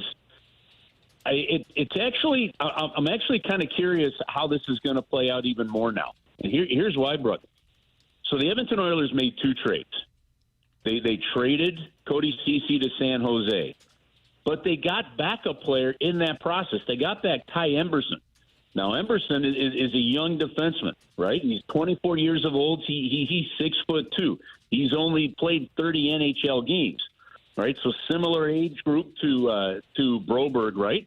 Not as much experience by about 50 games, okay? But Emberson's entering his fifth year of pro. And Emberson did play for Edmonton head coach Knobloch when they were both in the minor leagues in Hartford playing for the Wolfpack there. And then, of course, Knobloch was the coach there. So the net move with that trade is Edmonton saved $2.3 million off the cap. That's still not enough to get the deal done. Then Edmonton went and made a second trade yesterday, and they acquired Podkolzin from Vancouver for a fourth-round pick. Okay, so then now they bring in a 23-year-old 6'1" forward. So a young forward like Dylan Holloway, but this guy's got 137 NHL games experience, unlike Holloway, who only has 89. It makes me wonder if they're setting up a scenario to actually not. And now one other kind of quick twist to this is there are many of them. In doing these deals, the Edmonton Oilers do not have a first, a second, or a third, and I don't believe a fifth-round pick in next year's draft. All right? They may have just brought in a couple of players to replace potentially the two players that the Blues have signed, and in doing so will acquire a second and a third-round pick from the Blues in the deal. So there's also scenarios now. What they've done is if Evander Kane does go on long-term IR, if he has surgery and ends up on long-term IR, they've made it possible for them to match both with another move or two in the mix, or one or the other. So they've given themselves some leeway here. I just don't know that they've really given us a clear path of the next 24 hours. It seems, that the cleanest way to do this, Kerbs, would be LTIR for Kane, ends up basically getting you right down to the cap at that point in time. You're able to match on Broberg. You let Holloway end up coming here to St. Louis. That feels like the cleanest thing that they could do here. Is that your current anticipation? It feels like the way that this is set up is the cleanest way is for them to match one of the offers. Yeah. All right. Now, everybody thinks that it makes more sense for the young defenseman. Because Dylan Holloway, being a 14th overall pick, a really strong skater, a fast skater, I tend to agree with the defensive thought. Having said that, guys, the scenario that they have is right now, after those trades that they made, and obviously without losing the two players the Blues have signed, the Edmonton Oilers are just under $6 million over the salary cap. They put Kane with his $5.1 million on LTIR. That buys them some space. The bottom line is if they put Kane on LTIR and only match one of the offers, when Kane comes off of LTIR, then they don't have to make a corresponding move. If they match them both, which they can do if Kane is on LTIR, right? They still have to make one other small move for the time being, and then we'll have to make a second move when he comes off. So it's starting to feel like, the process to kind of keep it as clean as you said, BK, would be to match one of the two rather than them both. But they have the room, and this is all predicated on whether or not Kane goes to LTIR. And it was a report, by the way, that said he may need surgery. The Edmonton Oilers haven't come out and said that he's having surgery.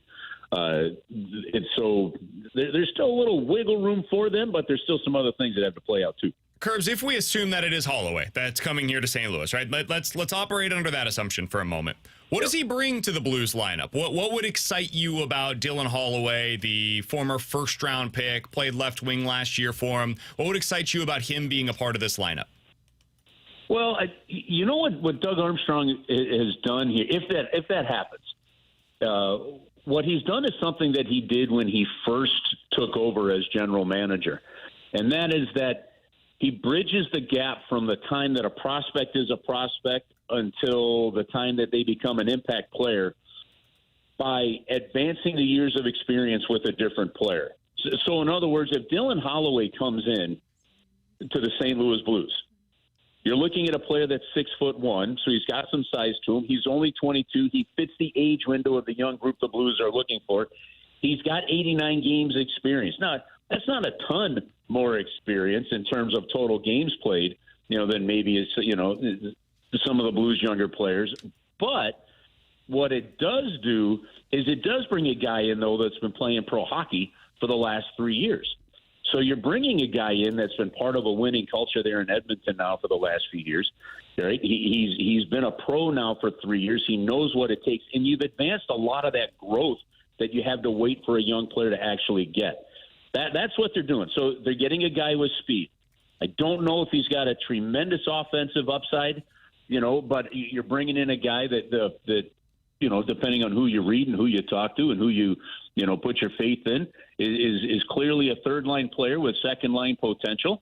And he's still very young, obviously, at just 22 years of age. So the other thing, just big picture, BK, that the Blues, I think, are clearly doing this offseason, they have decided to put a focus on size and speed and a combination of both in this roster. We're talking to voice of the Blues, Chris Kerber. And Kerbs, I kind of want to go back to it because I would like to find some situation where you could get Broberg and Holloway. And we're getting this text in from the Air Comfort Service text line 505. It says, how do the Oilers plan to re-sign McDavid and Draisaitl in 2 years if they match the offer sheets for Holloway and Broberg? What about that? Because, that's the whole reason they're in this position in the first place is because they don't have much cap space to work with. Well, they don't. And that's one of the reasons that they're in this position. However, a year from now is a long time from now. And the one thing that I've learned with teams is, you do have to keep that in mind. But you got to figure that the chances are that you'll be able to move one, if not both of those guys a year from now if you need to. You're going to clear some space. The cap is going to go up another $4 or $5 million. So they've got the wiggle room and the time. Because the one thing about these offer sheets, guys, is it's not – they're not 3, 4, 5 year deals, right? They're 2-year deals. And so the Edmonton Oilers, through a buyout, through whatever, can find a way to do it. They'll have the time to do that. I don't think that they're overly prohibitive in terms of how they move forward, not just with Draisaitl, but obviously Evan Bouchard. But to me, it's just one of those where they'll have to try to buy some time with it, and they will figure that out. I think teams over time do figure that out, and they find a way. All right, we will wait to see what happens. Thank you so much for joining us, Kerbs. Okay, guys. Have an awesome week.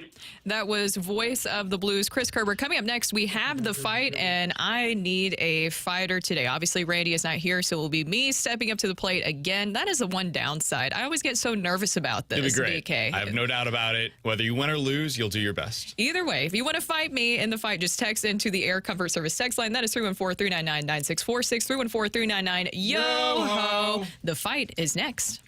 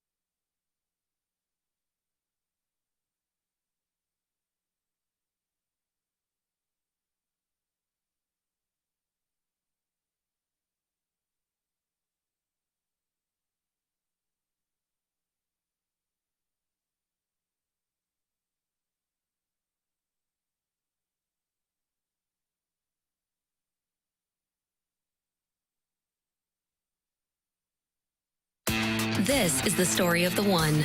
As a warehouse manager, her job is to transform chaos into clarity and to see patterns where others see problems. Luckily, she's got a partner who shares her perspective. Grainger offers over 1 million industrial-grade products, backed by real-person support and in-depth online resources, so she can tackle every task with precision and turn potential setbacks into streamlined success. Call clickgrainger.com or just stop by. Grainger, for the ones who get it done. Did you know your skin is the largest organ of your body? Huh? That's why you should shower with Old Spice Super Hydration Body Wash instead of plain old bar soap. Love your skin by super hydrating it with vitamin B3 and glorious notes of vanilla and shea. Did you know that my super hydrated skin is the second largest organ of my body? The first is my heart. Old Spice. Men have skin too. Old Spice Super Hydration Body Wash. 24/7 renewing moisture. With daily use.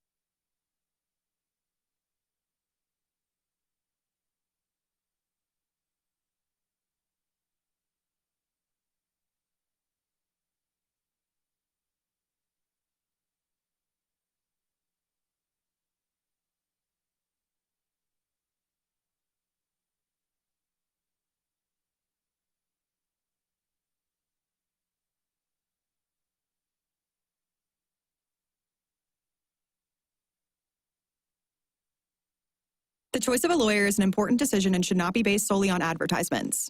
If you've been injured in a truck accident, you need the best. Onder Law, voted 2023's best law firm in St. Louis. Our attorneys will hold truck drivers and owners accountable. We stand up to big trucking companies to get you the compensation you deserve. Let us make your case our cause. Truck accident? Call Onder Law today for a free review. 314 or 618-9-million. That's 314 or 618-9 all zeros.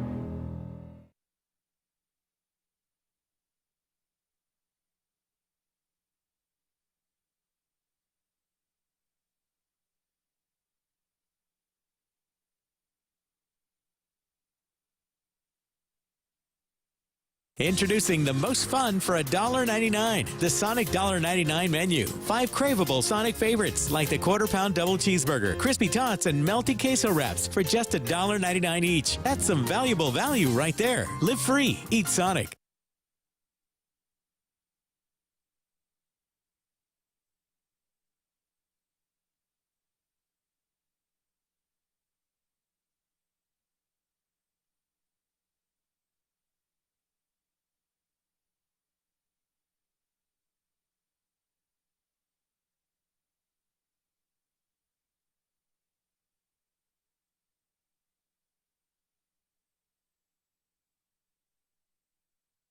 This is Rocky with your Sports Center update, brought to you by Saliga Heating and Cooling. The Cardinals dropped 2 of 3 against their Dodgers, and they'll have to think about it all tonight before they start a 3-game series against the Brewers tomorrow. It'll be a 6:45 first pitch starting a 3-game series, and it'll be the righty for the Cardinals, Eric Fedde, taking on Frankie Montas for the Brewers. Fedde on the season 8-6 with a 3.40 ERA.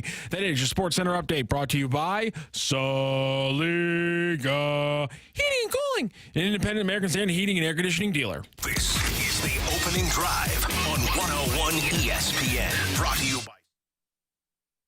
Welcome to the fight. In the red corner, Average Joe Listener. And in the blue corner, the undisputed king of morning drive. Please welcome Randy Carricker.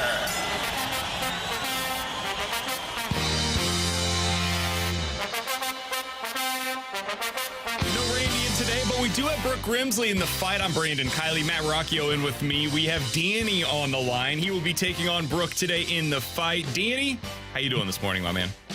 I'm doing pretty good. How are you? Doing all right. So we've got a big fight for you going up against Brooke today. How are you? What's your level of anticipation? What's your level of confidence that you're going to be able to take down Brooke? I know she's pretty good, but I think I'm a little lucky I'm not taking on Randy. I think you got this. I feel like this is going to be a win for Danny today. Don't tell Brooke that I said that. I'm going to say the opposite when she gets in here. All right, Danny. Question number 1. Who has the career lead in men's career Grand Slam victories? Is it A, Djokovic, B, Nadal, or C, Federer? Career lead in Grand Slam victories. I'll go Djokovic. All right, happy birthday to Falcons starting quarterback Kirk Cousins, originally drafted by the Washington franchise. Where did Cousins go to college? Was it BYU, Virginia, or Michigan State? I'll go Michigan State. All right, question number 3, Danny. Flying through this bad boy. During the shortened 56 games in the 2020-2021 season, who led the Blues in scoring with 58 points? Was it David Perron, Jordan Kyrou, or Ryan O'Reilly? Hockey is not my sport. I'll go Kyrou. Oh, okay, here we go. In the final season before the latest edition of NFL expansion, that was back in 2002, the NFC had 15 teams and the AFC had 16, each split into 3 divisions. Which AFC division had 6 teams? Was it the West, the Central, or the East? I forgot about this one. Yeah. I guess I'll go the West. All right, double check the score, and we will bring in Brooke Grimsley. All right, how you feeling, Danny? Honestly, not that good. How do you feel like you did? Out of the 4 questions, what do you think you ended up with? I'm hoping 2. 2? All right. Well, we will find out here momentarily. We do have Brooke back in the studio. Brooke, you're going up against Danny today. He said he feels not as good after hearing the questions as he did prior to the questions. Say hello to Danny today. Oh, you know what, Danny? It's okay because I always feel the same exact way when it comes to the fight. Randy just makes it look so easy. He is Megamind for a reason. I'm just the Grim Reaper. Sometimes I can come in and do well. You got this. I feel confident in you today, Brooke. Hi, Danny, by the way. About Danny. Hi. All right, Brooke, let's get to question number 1. Who has the career lead in men's career Grand Slam victories? And are you doing the modified? She gets 2, yeah. She gets 2 options. Making sure, She's got to wanted ask to confirm. for them, Career lead in Grand Slam victories for men. This pains me because my 2 favorite tennis players of all time are Roger Federer and Rafael Nadal. Nadal is up there, but it is Djokovic. Nothing against him, but Roger Federer is one of my favorite tennis players of all time. And then Nadal is also my favorite because he's king of the clay. I grew up on clay tennis courts, and so he's right behind him. I believe that Nadal has 22. And Djokovic is I know up you're there. showing off. Hey, look, they're very, very talented. I know I'll have some people come after me in the tennis community, but at the same time, Roger Federer to me is one of the greatest men's tennis players of all time. I know he doesn't have. I mean, all 3 of these were pretty good. Yeah, they're pretty good. We'll give them their due. Pretty good. All right, number 2, happy birthday to Falcons starting quarterback Kirk Cousins, originally drafted by the Washington franchise. Where did Cousins go to college? Oh, he was a Michigan State guy. He actually was the backup for Brian Hoyer when he started. All right, question number 3. During the shortened 56 games in the 2020-2021 season, who led the Blues in scoring with 58 points?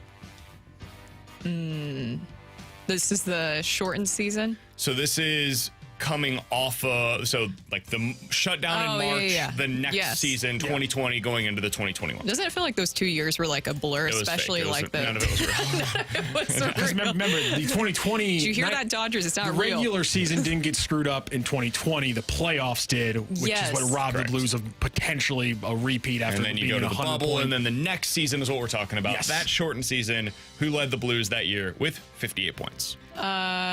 Okay, I think I know who, but just give me the options, just in case. Is it David Perron, Jordan Kyrou, or Ryan O'Reilly? Oh, David Perron. I did my best Randy impression for him on that one. I feel like you did better than Randy would. That was well done. David Perron. That was good, yeah. That was good. I miss David Perron. He was exciting. Yeah, yes. Playoff Perron was something else to see. Yes, it was. Rocc? Is that your answer? Yeah. Oh, sorry. I did. That's what I did. That's what David put on. I didn't realize. Sorry, Randy will just say that and it won't actually be his answer. He'll just randomly say things like that. No, Shoot I the don't- puck. And then I don't know what his answer is, so I have to double check. Yeah, I don't play Okay. with my food as much. Sorry. And also, I don't table talk anymore because people were really mad at that me really about bothers that. people. So All right, we'll go into the last one. In the final season before the latest edition of NFL expansion, that was back in 2002, the NFC had 15 teams and the AFC had 16, split into 3 divisions. Which AFC division had 6 teams? Do you want the options? Yes. West, Central, or East? Oh, okay. I do not know this. Well, you've got 3 options. 33.3 repeating. I think you got a really decent chance. You got a much better chance at this than the Cardinals do at the playoffs. Oh. If you 10 times the Cardinals playoff Yeah, odds, it's you get mathematically right to correct, where yeah. you're at. Exactly. I don't know. I guess Wes.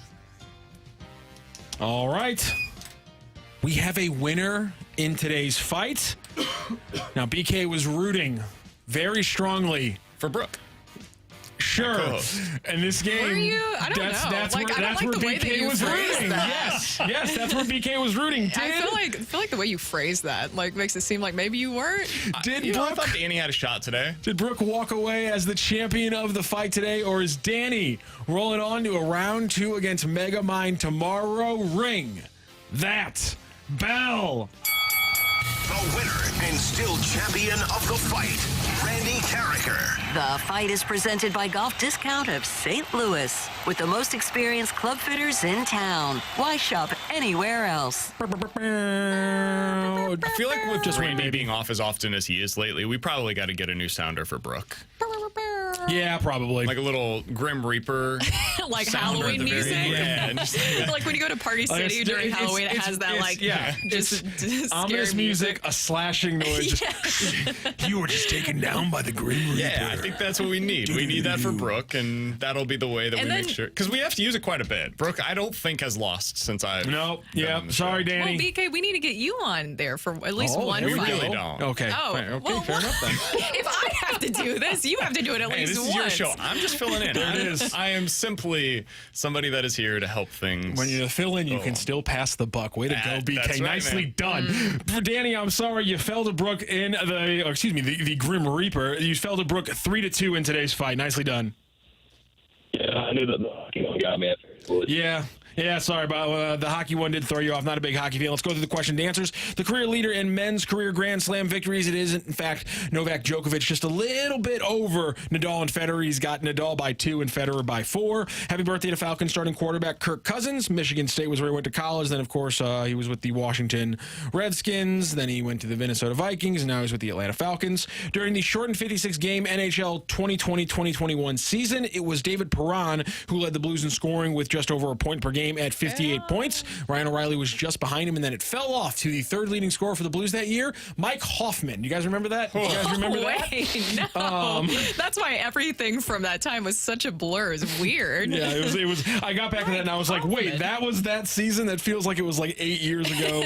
And, I mean, it was still more time than I'd honestly expect. But, yeah, that one kind of shocked me when I was looking at that one. Just the scoring on that team was interesting. Hoffman with 36 points was Shocked the third they weren't leading very scorer. good, really. Yeah, really. How about that? In the final season before the latest edition of NFL expansion, the NFC had 15 teams and the AFC had 16 teams. So we had some unbalanced divisions, and it was, in fact, the AFC Central that was sitting there with 6 teams as opposed to the West and the East. Yeah, Brooke, that, I believe, if I remember correctly, that was the AFC Central was the Steelers, Ravens, Browns, Titans, Jaguars, and Bengals.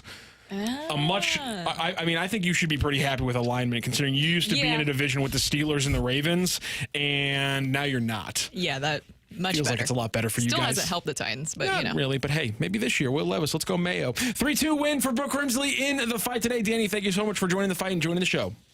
Yep, thank you, guys. Yeah, I'm glad that's over with. Anyways. You won. Congratulations. You did it. Hands get shaky. It's nerve-wracking, BK. we're just going to have you do it at least once on Maybe these one of these days. We'll see. million times that we do this now. That was number 5 or 6. You've already got the dad we'll see down as in there is zero chance it's happening, man. You lock that in quick. You just dismiss it. Yeah. You pass the buck. We'll We're just keeping 0% chance. Learn Luca now. 0% chance when he says it like that. That's the old the pursuit of happiness. I know what maybe means. Maybe means no. That is the fight. Coming up next, we got to talk about Dylan Carlson, and maybe should the Cardinals be doing something different with Jordan Walker? That's next coming up here on the opening drive.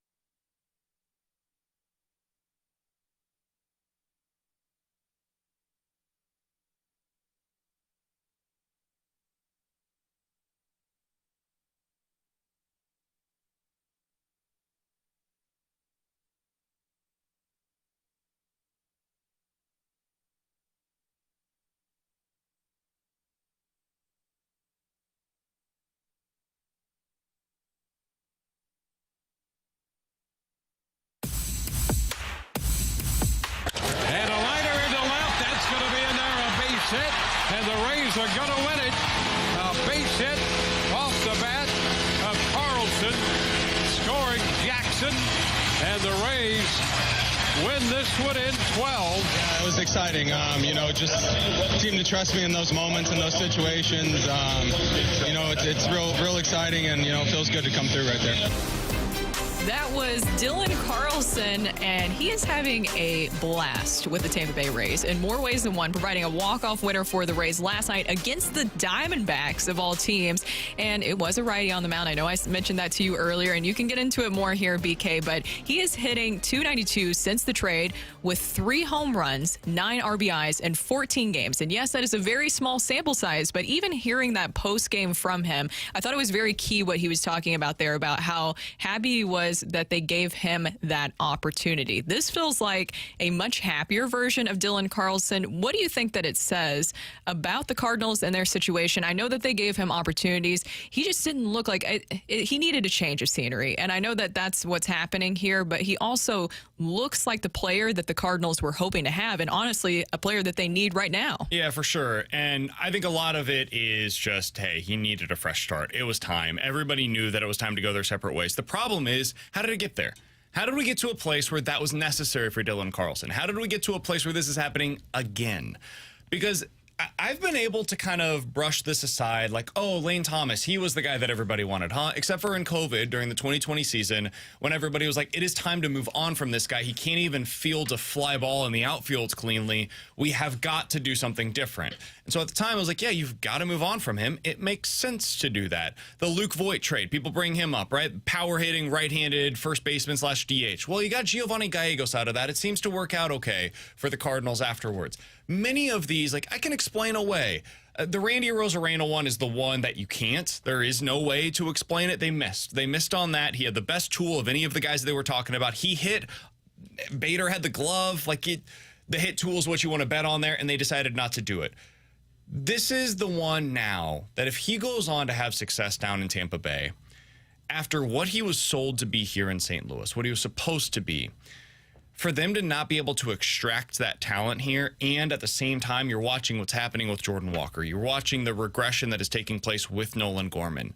You're watching the regression that has taken place right before our eyes this year with Lars Nootbaar, and it just makes you wonder, like, why is this happening?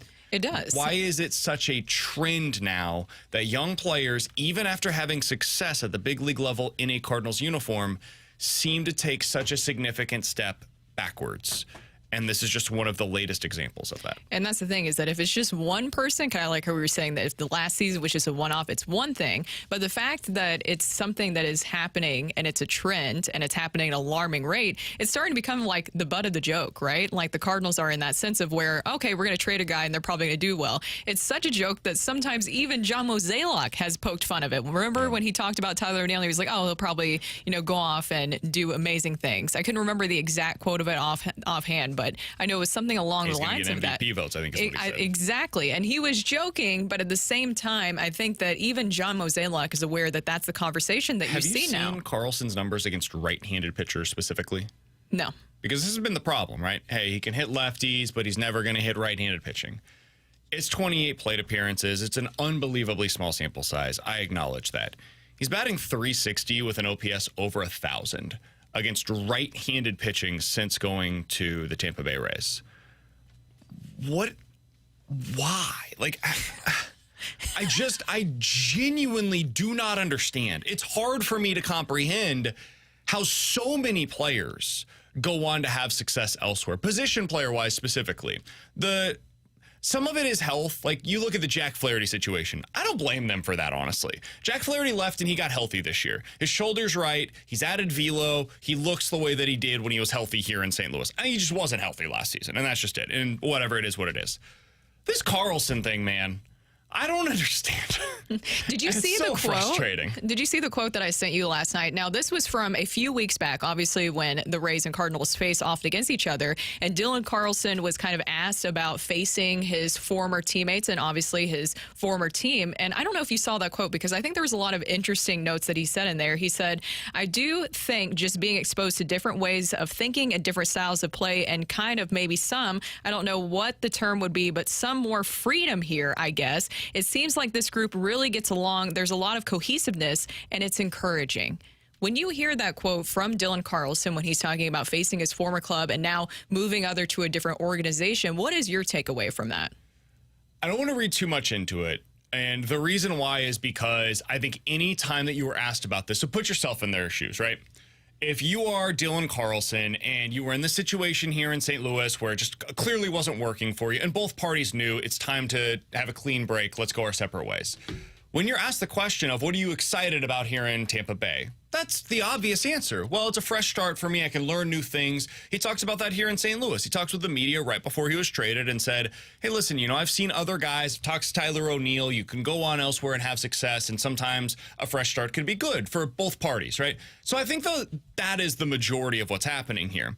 But then when you see what's happening on the field and you see the production that is starting to follow with a quote like that, you're putting two and two together and thinking to yourself, well, why was there such a disconnect in St. Louis? Why couldn't he have become this player here? Why aren't they able to maximize? It's not just about guys that go on to have success elsewhere. It's also why are they not maximizing the talent internally? Why is Jordan Walker having success at the end of last season, then starting again here, and for whatever reason, there's a regression. The same thing is happening with Newpar. The same thing is happening with Gorman. The same thing happened with Carlson. The same thing happened with a lot of guys over the years. Why? And I think that is something that the organization needs to find the answer to is what's happening here? What are we missing that other teams seem to be finding in some of our players, specifically in the outfield, that are going on to have all of this success? I don't have the answer for that. I don't know if it's just a confidence thing. I don't know if this is something where they looked at his swing and said, hey, change X, Y, and Z. That will unlock more of your potential. I don't know what it is.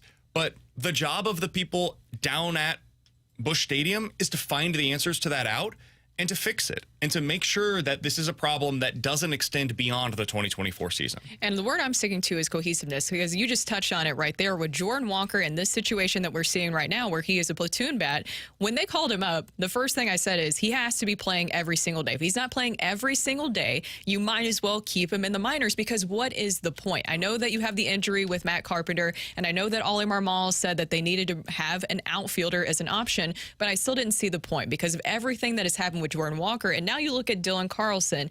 My whole thought process is that you can't have another young outfielder not work for you, because it is a trend with the young outfielders that they have coming up within their organization and then it just not panning out to expectations. So I want them to get it right with Jordan Walker. We know that he has all the potential in the world. I want to make sure they're doing everything possible to help him reach it. So when I look at what Carlson says about cohesiveness, it goes back to a collaborative environment where the message is coming from the top down. And it seems like you have differing opinions on how Jordan Walker will be used from Mozeliak and from Ollie Marmol. Let's take a listen. This is John Mozeliak less than 3 weeks ago now at the trade deadline, when asked about Jordan Walker and what the plan would be for Walker in the foreseeable future. You're just not going to bring someone up to bring someone up. He's young. If he comes up, he's got to play. And, more importantly, I'd like to see him, string together a few great weeks. He did string together a few great weeks. He did come up, and now he's not playing. And so yesterday he was on KMOX prior to the game, and he was asked by Tom Ackerman about the playing time situation for Jordan Walker. And here's what he had to say. Quote, in terms of my philosophy, in terms of how you think about young players, they really do need to be playing. So ultimately, we need to look at what the schedule looks like, who we're facing, and map out a plan. And if we're not going to find everyday at-bats for him, we may have to rethink that, end quote. That was John Mozeliak. This is coming at the heels of what Ollie Marmol has said about the plan with Jordan Walker, which is he's a platoon bat. And he scoffs at the notion that anybody would disagree with it. And just by the numbers, what he's saying does make some sense.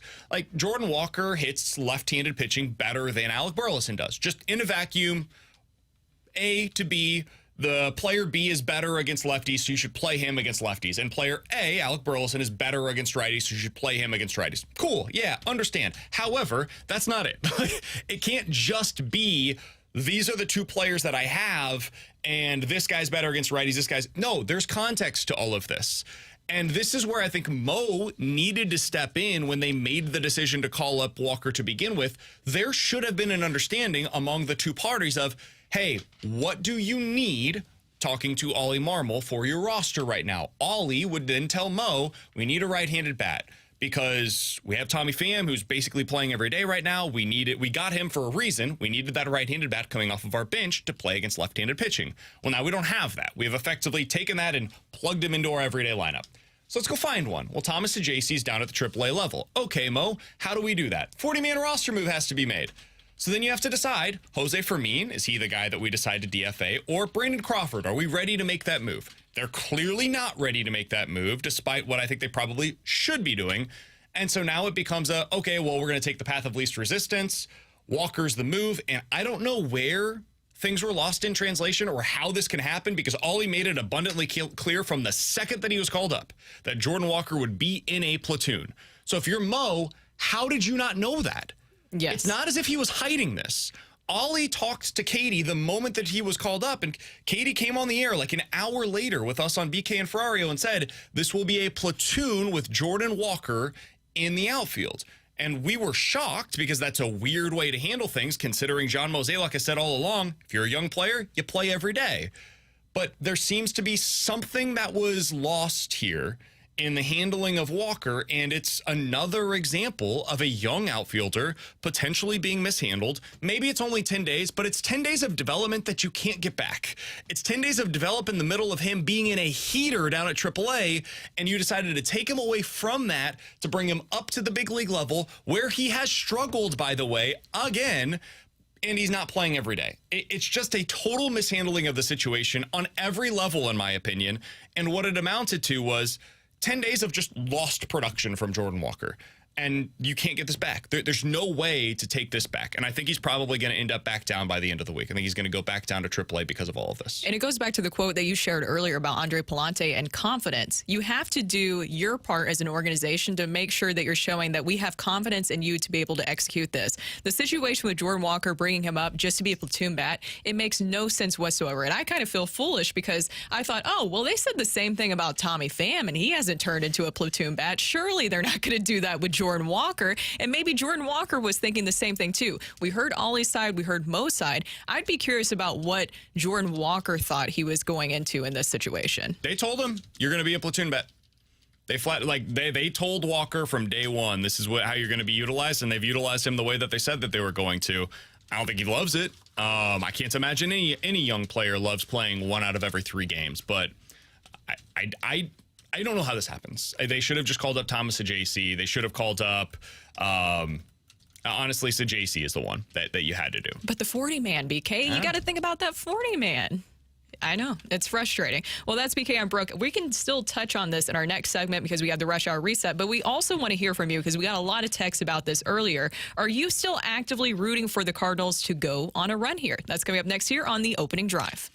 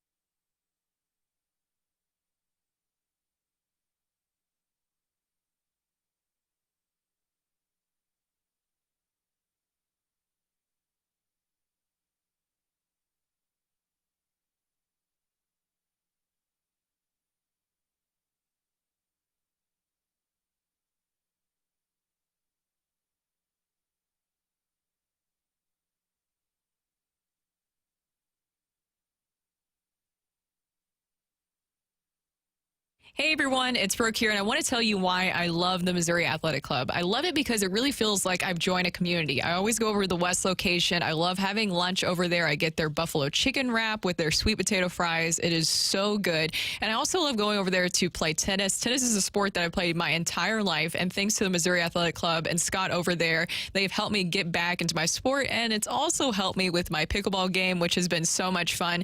They always provide such a wonderful experience, and that's why I love my MAC.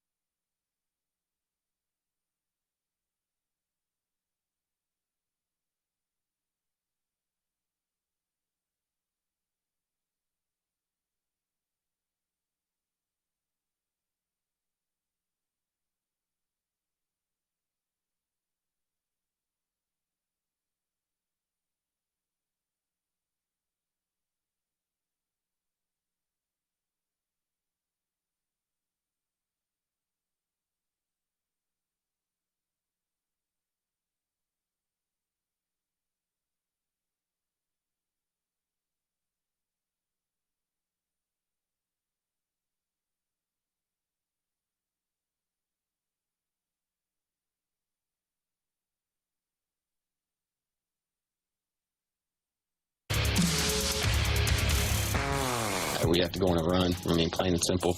We've got to get hot and go on a run. Feels like we need like one of those 8-game win streaks or something like that. Maybe it's coming. We haven't really had that, so it just feels like we need to go on a run. That was Sonny Gray, and by the way, he gave 2 runs and 7 hits over 5 innings and struck out 6 yesterday against the Dodgers. The Cardinals only come away with 1 win in the 3-game series against the Dodgers over the weekend, and you couple that with that Red Series, and with where the Cardinals are at right now, they now trail the Brewers by 11 games in the division. By the way, the Brewers will be in town this week, so things do not get easier schedule-wise for the Cardinals. Do you root for this team to go on a run right now? No. I'm done. I'm so out. They lost me. You didn't even want to think about that. No, I didn't need any time. They lost me last week against Cincinnati, and then over the weekend just further re-emphasized where I'm at with them. They have a 4% chance to make the postseason according to Fangraphs. You're 2.5 games ahead of the Pirates for the 12th best record in the National League. You're 3 games back of the Mets for the 4th spot in the wild card race. In other words, you are closer to being the 4th worst team in the NL than you are the 4th best team in the NL wild card race.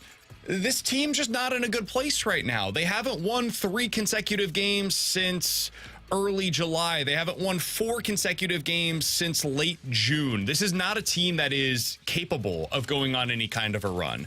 They don't have that in them right now. They're not playing well enough offensively. They don't pitch well enough consistently. There's no one thing that I can point to. This was always my question going into the second half of the season is what could emerge as the way that they win on a consistent basis? What is their trump card, right?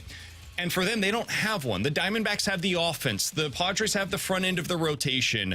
Even the Braves, at their best, they've got a top of the lineup. You saw that with the Dodgers over the weekend. That top of the lineup can be enough to slug their way through any series that they go into. The Cardinals don't have any one thing that they can point to. And so now what you have is a disheveled roster, a team that is going into mid-August with no clear or coherent identity, and a fan base that is growing more frustrated by the day, justifiably so. And so if you ask me the question of, would you rather see them just kind of crash and burn going into the end of the season, or go on a little bit of a run to maybe get back into the playoff mix, and then we all know they're not going to do anything when they get there? I'd rather have the former, because at least then they will have to face the harsh reality that what they're doing isn't working, and drastic changes need to be made to this organization. I think the only reason that I'd want them to go on some sort of run is because the fans deserve it. The fans deserve to see more, because the product on the field, frankly, has been quite boring, especially offensively from what we've seen. And I'm not trying to take away from what the pitching staff hasn't been able to do here as of late, especially the starting rotation. But at the same time, I'm also looking ahead to next year, BK. I want to see these guys fight all the way into the end, because when you're talking about roster construction and making moves for next year, I want to see who still truly wants to fight for this team moving forward. I know that's not great right now. I know that things are bleak, but I want to see some guys with some heart, with some passion, because when you're evaluating, even with them not going on a run, right? You could, theoretically, but I don't want to see them give up in any way. I don't want it to make it seem like they have given up on this and this year. But that's different. You're asking two different questions. I mean, them versus us. I'm not saying they should give up on the season. They absolutely should not. Everybody within that clubhouse has to continue pulling in the same direction. Like that is different than asking me, who has zero impact on the roster whatsoever, zero impact on the day-to-day, how I feel about them potentially going on a run. For me, as somebody that's just watching the team on the outside looking in, I don't need to see that. I know what this team is. Paul Goldschmidt going on a little bit of a heater the final 5 weeks of the season is more bad for the Cardinals than it is good, in my opinion, because it will suggest to the Cardinals that he can be more of the player that he has been previously. That's not who he is, man. It's been more than a year and a half since we've seen the good version of Paul Goldschmidt for any extended stretch of time.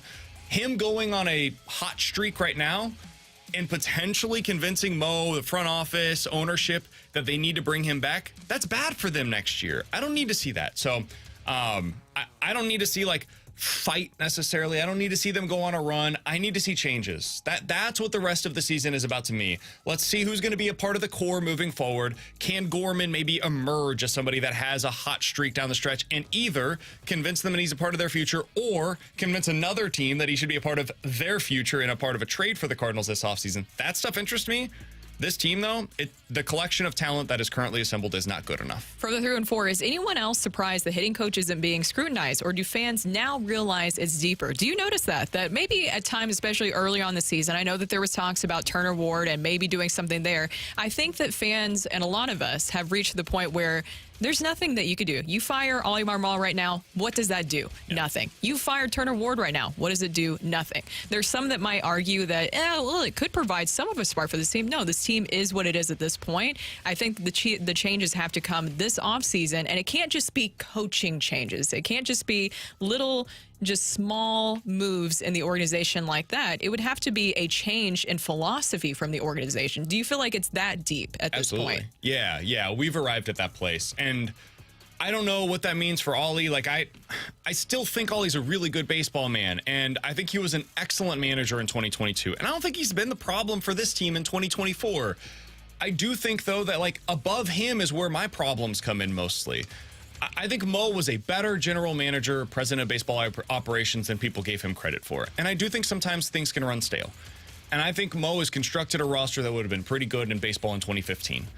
And baseball is not operating the same way in 2024 that it did in 2015. And so now I think it's time, and I will be curious to see if Mo agrees with this, for them to get fresh ideas inside of that front office. And I think that's where we're headed, is seeing what this looks like in the offseason and the bigger picture ideas that need to be changed within the organization. That's BK and Brooke. Coming up next, we will head to the celebrity line to talk to Chip Caray about the Cardinals and also maybe even more about Jordan Walker in this whole situation. That's coming up next here on 101 ESPN.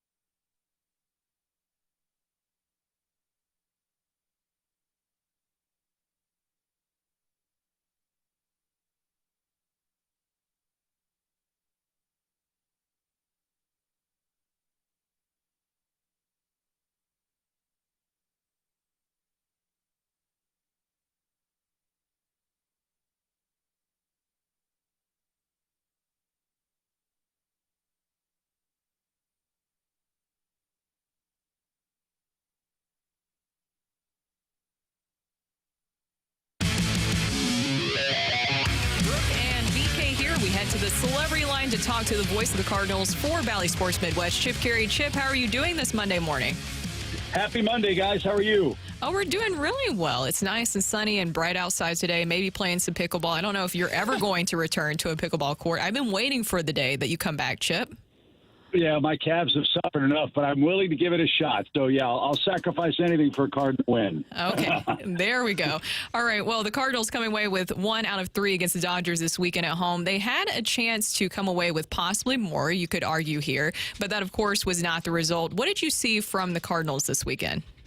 The first game was great to see the offense break out. They slugged in the first 2 games, and what was frustrating yesterday is they really got dominated by Clayton Kershaw. He threw 70 pitches in 6 innings. The Cardinals couldn't get the ball off the ground. They got a pinch hit homer from Nootbaar, only their second extra base hit off the bench all year, but it wasn't enough. So, yeah, game 1 was one where you needed the bullpen to pitch great. They didn't. Game 3 was one where you needed the offense to come to life. They didn't.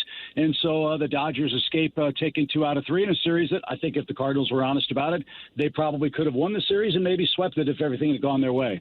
Chip, they are going with a lot of platoons right now. Thanks for the time, as always. I'm curious your perspective as somebody that's been around this game for a long time on, at this point in the season, turning more to a platoon, especially in the outfield.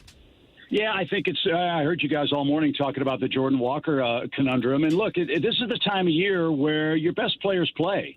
And I think it ultimately comes down to, for the Cardinals, when there's a left-hander on the mound, what is your best lineup? What is your best lineup going to look like, right?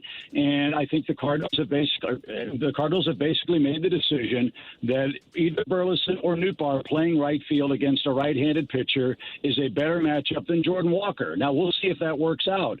Look, Jordan had a great 3-week run in Memphis. That's pretty much been it for him. He hasn't had the greatest of years at AAA. Yes, he was on a heater, and yes, he came up and was swinging the bat very well. But Jordan is, I think fans in St. Louis are kind of expecting him to come in and be the offensive savior for this team, and that's just not fair or realistic. This team was built around Goldschmidt, Arenado, Contreras, and Gorman, hitting 270, hitting bombs, hitting doubles, and driving in runs. And frankly, none of them have done that with any consistency, and that's really where they are. So in my estimation, the Cardinals are making a choice with the more experienced hitters, the better matchups for them against right-handed pitching. If Pham's going to be in left and Scott's going to be in center, he's your best center fielder who's healthy right now, and that's the way the Cardinals have won all year. Your choice is, if Burleson's going to DH, it's either Nootbaar or Walker in right, and I assume that their choice would be Lars Nootbaar against righties at this point. And as I said, we'll see if it works out. So when Matt Carpenter returns and is healthy and ready to go, do you think that Walker will be sent down again? Possibly. I mean, it's certainly an option. Look, the Cardinals have said, and Mo has said, Ollie has said too, at least as far as Walker and his development, I don't buy hey, he's missing 10 games of development in AAA. All the best pitchers at AAA are already up here, so he's not missing out on all that much other than playing every day. But, it serves him no purpose to sit on the bench at 22 years of age, in my estimation.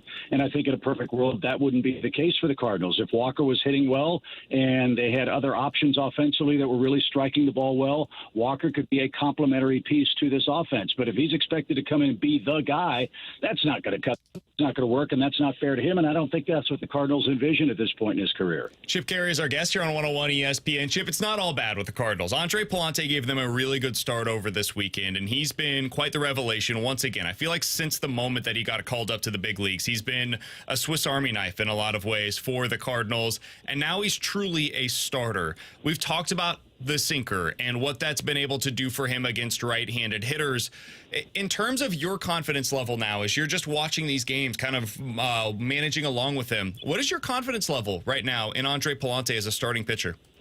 Well, again, BK, for the Cardinals this year, the whole purpose of this starting rotation, they were not expected to win the game. And I want fans to understand that. That's not to suggest that the Cardinals don't want them to pitch well. They do. Their job is to manage the game, get the offense to get your 4 or 5 runs, turn it over to the bullpen, and win the game. That was their job. And I think if you look at the large sample size for Pallante over his last 6-7 starts, he has been, if you go strictly by ERA, he has been far and away the best starter in rotation for the Cardinals over, the last 5, 6, 7 starts. Yeah, he's had a couple of bad ones in there, but what he did against the Dodgers, I think, is an example of what he's capable of. You go 7 innings against that team with Freddie Freeman and Mookie Betts and Shohei Ohtani in your lineup, that should give you confidence that you could do it against anybody. Kind of like what we saw with Matthew Liberatore last year when he dazzled Tampa Bay over 8 innings down at St. Pete. Look, Andre's pitching himself into the conversation. He's developed. He's earned the right to stay in the rotation, in my estimation. I don't make that call, but you're really, really happy about what he's done. He's trying to stabilize something that hasn't been the strength of this Cardinals team here over the last month or so. And if they want to make a run in the playoffs, they need more performances like Pallante's, not less. We're talking to the voice of the Cardinals for Bally Sports Midwest, Chip Caray. And Chip, kind of sticking to the starting rotation and the pitching staff in general. As we know, Steven Matz is on the way and Lance Lynn is getting ready to return here soon. So just obvious number games here. Some moves have to be made. You like Andre Pallante in the starting rotation. So what happens with Matz and Lynn? Yeah, that's a great question. It's always the conundrum, right? You're going to get a roster spot September 1. Actually, 2 of them. You can use 1 on a pitcher, so that would uncomplicate things. But how they fit into either bullpen or rotation remains to be seen. I don't know the last time Lance or if he's ever pitched out of the bullpen, so that doesn't seem likely. Matz has done that, so that would be a perfect place for him to go. But one thing that intrigues me about Steven Matz is, and I said at the start of the year that he was going to be extremely important for the Cardinals, all of our starters pitch kind of the same way.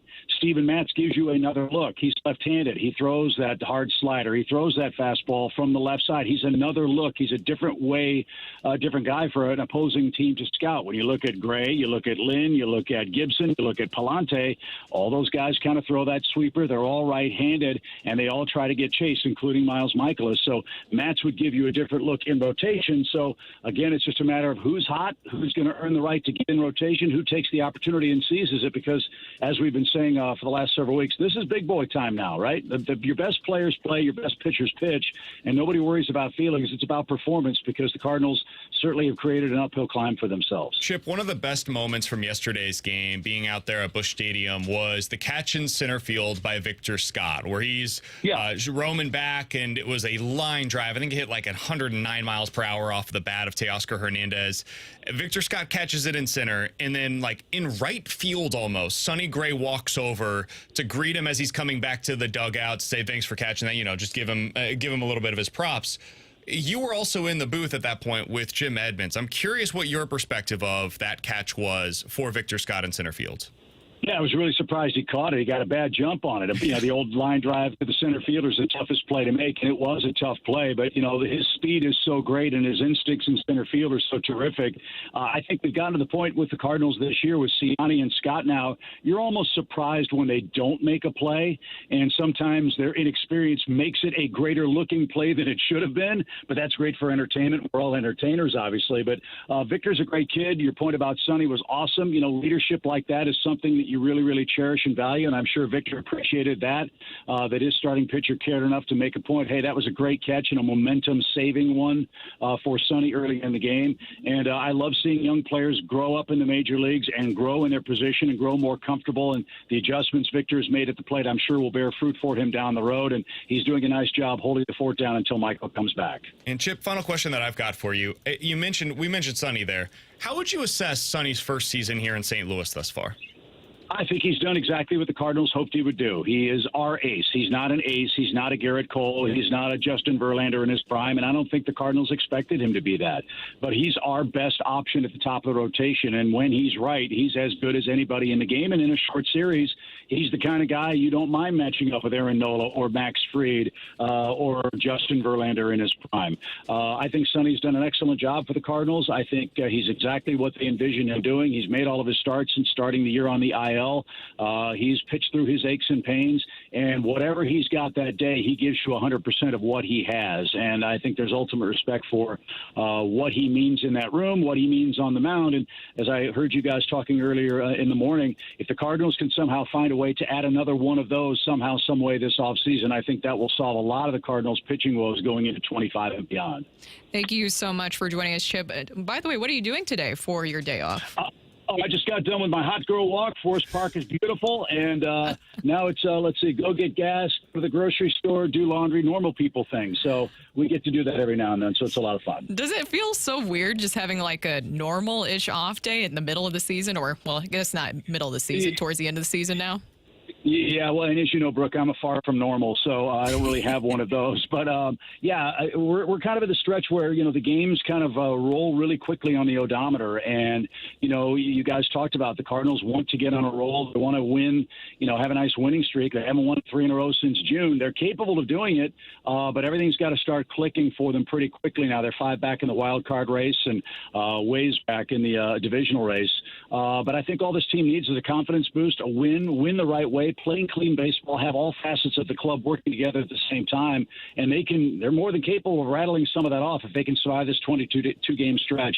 I think they have an exciting September possibility in store, so we'll see if they can pull it off starting tomorrow night. No days off until September 5th, Chip, so get all that laundry done right now, my man. Oh, crud. You had to say it, didn't you? All right. Well, we'll do our best. I'll tell everybody at Schnucks High. By the way, when you go to Schnucks, you get to hear Brad Thompson all the time. Nobody sells pork steaks better than Brad Thompson. I just want you guys to know that. You're right. In case you didn't know that. Yeah. I'm gonna go buy 6 packs of them right now just to help support Brad. I love that. Yeah, you can't escape his voice when you're at Schnucks. Thank you so much, Chip, and thank you for the time. Okay, guys. See you in a bit. Bye-bye. That was the voice of the Cardinals for Valley Sports Midwest, Chip Caray. Chip, it's always great hearing from him, and I hope that he enjoys the rest of his day off. He will be on the call tomorrow night as the Cardinals face the Brewers. First pitch is at 6:45 with Eric Fetty on the mound. Coming up, we have our NFL preseason highlights and lowlights from this past weekend. That's next year on 101 ESPN.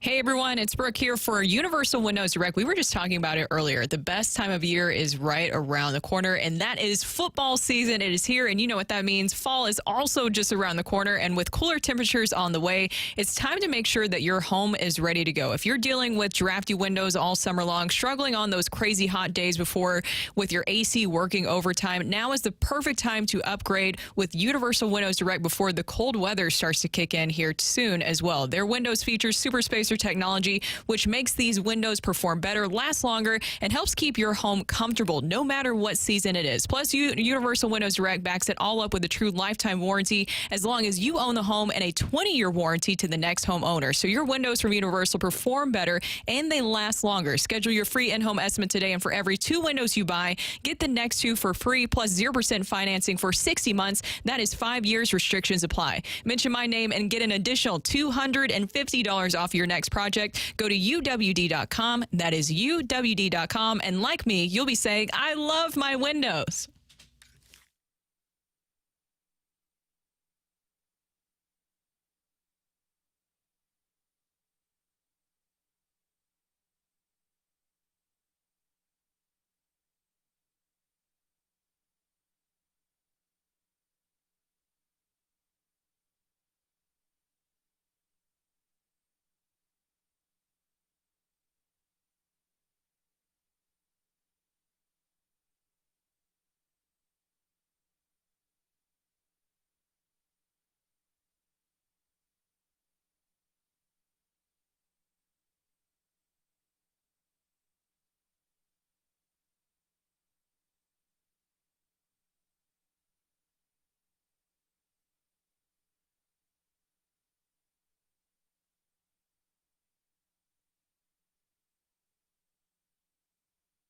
This is Rocky with your Sports Center update, driven by Johnny Londoff Chevrolet and Johnny Londoff Autoplex. The Cardinals lose 2 out of 3 over the weekend. They'll be back in action tomorrow as they start a 3-game series against the Brewers. If you want to hear more Cardinals talk, you can go to our Dobbs Tire and Auto Centers podcast later today as Brooke and BK talked it over with Chip Caray. Also, more Blues talk as we await the final results of the offer sheets with the Oilers with Chris Kerber. Again, Brooke and BK talking it over with Chris Kerber. You can find that later on our Dobbs Tire and Auto Centers podcast, always on 101 ESPN and 101ESPN.com. That is your Sports Center update, driven by Johnny Londoff Chevrolet and Johnny Londoff Autoplex. See them at Londoff.com. Chevy, together we drive. Are you kidding me?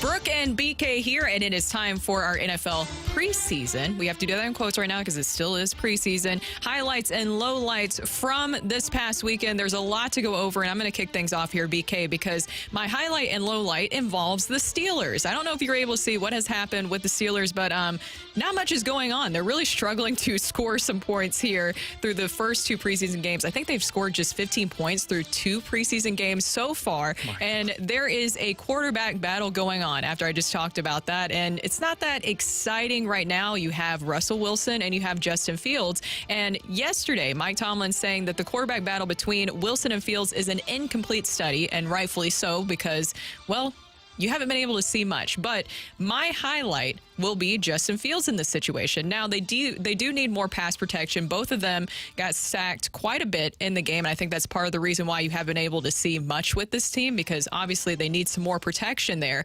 But I think the highlight for me and why Fields should be quarterback number 1 there is because of what he's able to do with his feet. He's able to use his mobility to move. I think that threat is there where you know that if he's able to move, there's that possibility of that he can score anywhere on the field. So I think, at least for me right now, there is some clarity that Justin Fields should be your quarterback. Russell Wilson should not be your starting quarterback, at least not right now, especially with his age. You could tell that he's not able to really get rid of the football as quickly as he needs to. He should be a lot more efficient at his age too, and with his experience. And I know he was sacked 3 times, but it does not look good for Russell Wilson. Do you know when the last time was that the Pittsburgh Steelers won a playoff game?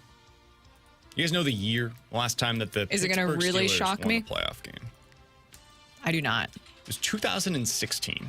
Really? The Steelers are in the NFL what the St. Louis Cardinals are in Major League Baseball. They're the same team. They go into every season like, I know what the Steelers are going to be this year. They're going to win 9 games, maybe 10. They're going to have an unbelievable defense. They're going to be well coached. And ultimately, there's not a single soul on this earth that's going to believe that they're going to do anything of meaning in the postseason if they get there, because they don't have a quarterback and they don't have an offense that can consistently put points on the board. Sound familiar? Like what the Cardinals have had here in St. Louis? Oh, come on. It's so frustrating. So, like, if you want to go with Justin Fields, sure. I like Justin Fields. I really thought he was going to be a good NFL quarterback. I think we can kind of write it off at this point. It's not done yet. I think we're pretty close to being there. I don't feel good about him. I don't feel good about the Steelers offense. I'm not going to enjoy watching them at all this year. If you want somebody from the Steelers for your fantasy team, take Najee Harris, get Jalen Warren later than he should go because he just got hurt. That's pretty much my Steelers thoughts. This team is going to be borderline unwatchable. It's going to be very much defensive-minded football in a lot of 9-3 games. What if my fantasy league has a super flex? Should I take Justin Fields then? I wouldn't recommend it. Okay. Maybe don't not. do a fantasy. Did you? Just don't do fantasy Don't do football. fantasy with a super flex. Did you hear what I said about the amount of times that they were sacked this weekend? The pass protection is horrendous for them. So even if they could get something going there. And they just lost their starting center, most likely going to have a rookie replacing him. Not ideal. Yeah, it ain't great. It ain't great. All right. For my downside, I'll start low and then we'll go the upside, right? Okay. My bad from the weekend was Daniel Jones. I don't know if you guys saw this, but man, he is picking up right where he left off. He is in midseason form. His start to his preseason debut, 2 for 6, 18 yards, two interceptions, one of which was returned for pick 6. One was inside of the 5-yard line. He gets away from one would-be tackler, and he's trying to scramble around, and then he throws this weak pass towards the sideline. Pick 6 going the other direction. The other, he's trying to make a play down the field. Derek Stingley, he's running stride for stride with this wide receiver. He had no chance of completing this pass. Ends up being intercepted, and it's going the Texans' direction as well. Daniel Jones parlayed one very mediocre, and I mean very mediocre season into a $40 million per year contract. One of the all-time hustles in NFL histories. I respect it. I don't blame him for it, but the Giants are once again in for a very long season. I don't know what they're going to do after the year, but I can tell you this, Daniel Jones is not their long-term answer. Well, he did tear his ACL last year, so there's going to be, a little bit of trying to get him back and acclimated. I thought maybe with the new stash, the new look that he was debuting and really showing off. Beard. He does. You thought that maybe something would come out of that. But here's the situation that they're in right now. So what else can they do? Who else do they have there? They have Drew Lock and I believe DeVito right now, if I'm not mistaken. Drew Lock is injured currently right now, and they have Tommy DeVito as their third-string quarterback. So they really have no other options at this point. What you brought up there that I think is really interesting is the contract talk, because now we see all these huge contracts for quarterbacks, and I understand most of them rightfully so because it is a quarterback league. But then when you look back at that contract with Daniel Jones, it has to be one of the worst up there. And I love that the Giants front office has gone publicly and been like, no, it's great. We love that we gave him this deal. This is fantastic. Except for on Hard Knocks, where they were openly trying desperately to trade up to the number 3 overall selection. We saw that, right? Yeah. So that's the weirdest thing about front offices too, is they say things. Dable was so mad when he found out, Jaden Daniels, we can't get him. Cool. I guess I'll just figure this out with It's kind of like Daniel Mahomes. Jones It's again. I think the NFL teams sometimes forget how much coverage we get of them, because we get that from the Giants, and then they have all this confidence throughout the offseason. It's well, we obviously that's BS. And the same thing with Mahomes. You do realize that 2 weeks ago we saw you do the behind the back pass, and it was reported on for a whole week about how you guys are adding that to the offense with this new play, and then you tell us, oh no, I'm just pulling that out of my back out of nowhere. We watch these things. You guys get covered every day. You're not slipping anything past people. Yeah. So that's the down is Daniel Jones. You want to give your up? Yeah, I already did mine. Mine were both. My up was, sadly, I stuck with the Steelers. I know it wasn't that exciting, but my up was that Justin Fields should be your quarterback moving forward. It seemed like a down because I know. Okay, I was just. That's my bad. I did not realize that. I broke right through your up. I know it's not that much of a highlight. I could give you another one, but I'm just trying to keep it within the Steelers. I think that it was obvious now that Fields should be your guy. That's fair. Steelers country, let's ride. However you want to handle that is more than fair. All right, my upside from this weekend, Caleb Williams. My goodness, I am falling for it, hook, line, and sinker. I'm all in. I think he is special. I don't compare anybody to Patrick Mahomes. I think it's unfair to any quarterback that gets that comparison. It happened with Jets quarterback. Why am I blanking on his name right now? Little guy, Zach Wilson. Mm-hmm. He was compared to Patrick Mahomes. It was never fair. The one guy stylistically that I'm willing to do it with is Caleb Williams. And I don't know how you watch what he did over the weekend and don't see the direct one-to-one comparison. The scramble that he had where he reverses course, it reminded me so much of a touchdown that Mahomes had against the 49ers in his first season as a starter. And then the other scramble where he's throwing and he's just without even taking a hitch, just leaps into the air, throws it 30 yards down the field, or just rifles it in there. I mean, that was some Aaron Rodgers, You don't see quarterbacks without having a foot, like with that Aaron Rodgers picture when he's slung that one like 60 yards, and neither of his feet are on the ground when he released. Doesn't make sense. I don't know how he does it. In that one, Rodgers at least was going to his right. The fact that Caleb Williams did that to his left is one of the most insane to the left throws I've ever seen a right-handed quarterback make, and it's down the field over a guy's shoulder. That was nuts. If you ask me right now, who are you taking, BK? Starting a team, who'd you rather have for the next 5 years? I've never seen in a real NFL game Caleb Williams take a snap. I'm taking him over Justin Herbert. I'm taking him over Trevor Lawrence. I'm taking him over Tua Tagovailoa. I'm taking him over Jalen Hurts. Like, I am in a very dangerous mindset right now as to where I'm at with Caleb Williams already. He showed me enough this weekend to where I think the Bears might win 10 games. Like, this guy is special. And they've set up things really well around him to succeed. I think that's another big part of this is that sometimes, yes, you have a very talented young quarterback, but the pieces around them are just not there yet. And look, to their credit, they did a good job of surrounding him with a lot of that stuff. It's a lot of razzle-dazzle from him. It's exciting to see what he's able to do. Okay, I'll give you another highlight since you didn't like... A real highlight. Okay, here we go. Now, I'm still going to argue my point about Justin Fields. My point with that is that I think it gave some more clarity this weekend with the Steelers because I'm so tired of hearing the Russell Wilson, Justin Fields debate. So I just want it to be done. So another one, I think we have to talk about Jaden Daniels and what he's been able to do. Absolutely. He's definitely a solid fit for Washington's up-tempo style of offensive design. And I think that he's another exciting young quarterback to watch this season with what he's able to do. You mentioned it earlier. There's some really good young quarterbacks in the league right now. You look at what you have, especially on the AFC side of things. Like, it's going to be a lot of fun, but now you're starting to add a few more in the NFC. I like what Jordan Love is going to be. I think he showed us last year at the end of last season. Special player. Caleb Williams is fantastic. Dak Prescott isn't really young at this point, but still a very good quarterback. And then you add Jaden Daniels into the mix. What he's going to be able to do. It's going to be Anthony Richardson. I'm very excited about what these last two quarterback classes have been. And that's good because next year's class stinks. And then, oh my gosh. Terrible. It's true. That's the way it goes. For now, maybe someone comes out of nowhere and Brady Cook, surprises us. #1 overall pick. Can't wait. Gonna be great. Dylan Gabriel. Wow, somebody clip that one off and save it. We need to save that one. You know what? I see what BK did there because we got a text that said after the confidence in Caleb Williams said, and somebody said, and there's the BKO. So I see what he did there is he threw in another positive to kind of weight it all. So now the BKO is going to hit Caleb Williams. And it's not going to hit Brady Cook, and he's actually going to be good. The BKO is reverse a jinx. mysterious thing. I have no control over it. It applies at uncertain uncertain said something times. positive about Caleb Williams. Somebody said, and there's the BKO. It happens. Okay, quick question for the room before we get out of this segment. You have one young quarterback from this rookie class this year to take for your fantasy football team. Who are you taking? Jaden Daniels. For fantasy, Jaden, because of the rushing upside.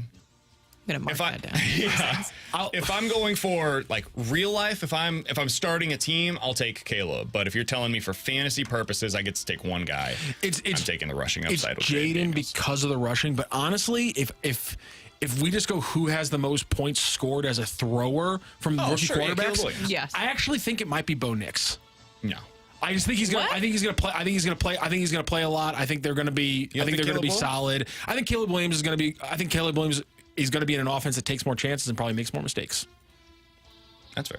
I think Sean Payton is able to scheme up a very. I don't think the Broncos are going to do a lot of reasonable scoring. game. So there's not going to be a lot of touchdown passes to be had. That's fair. If you set the over-under at 17 touchdown passes for Bo Nix this year, I'll take the over. I think it would be like even money on either side. He'll be in the 20s.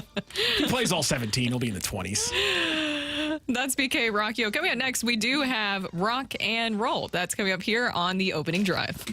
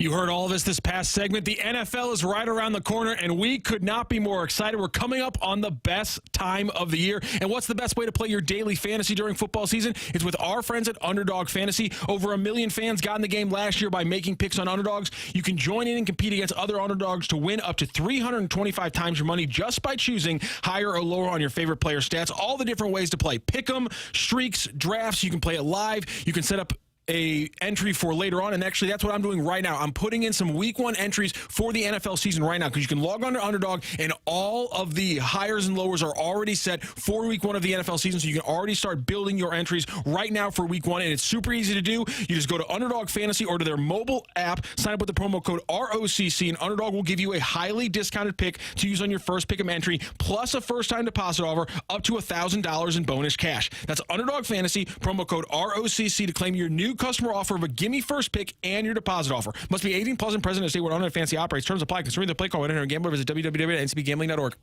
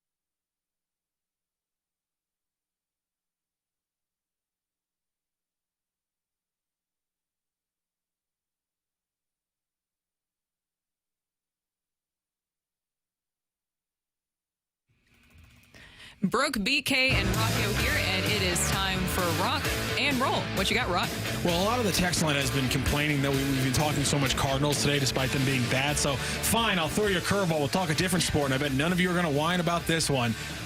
Did you guys see Caitlin Clark set another record? Oh. I thought for sure we were going to be talking soccer here. I know. Today. I thought you were going to pivot to soccer. Hey, my thing, if there is city news at 9:45, I will usually stick it in here. But there's no city news right now. They didn't play this weekend.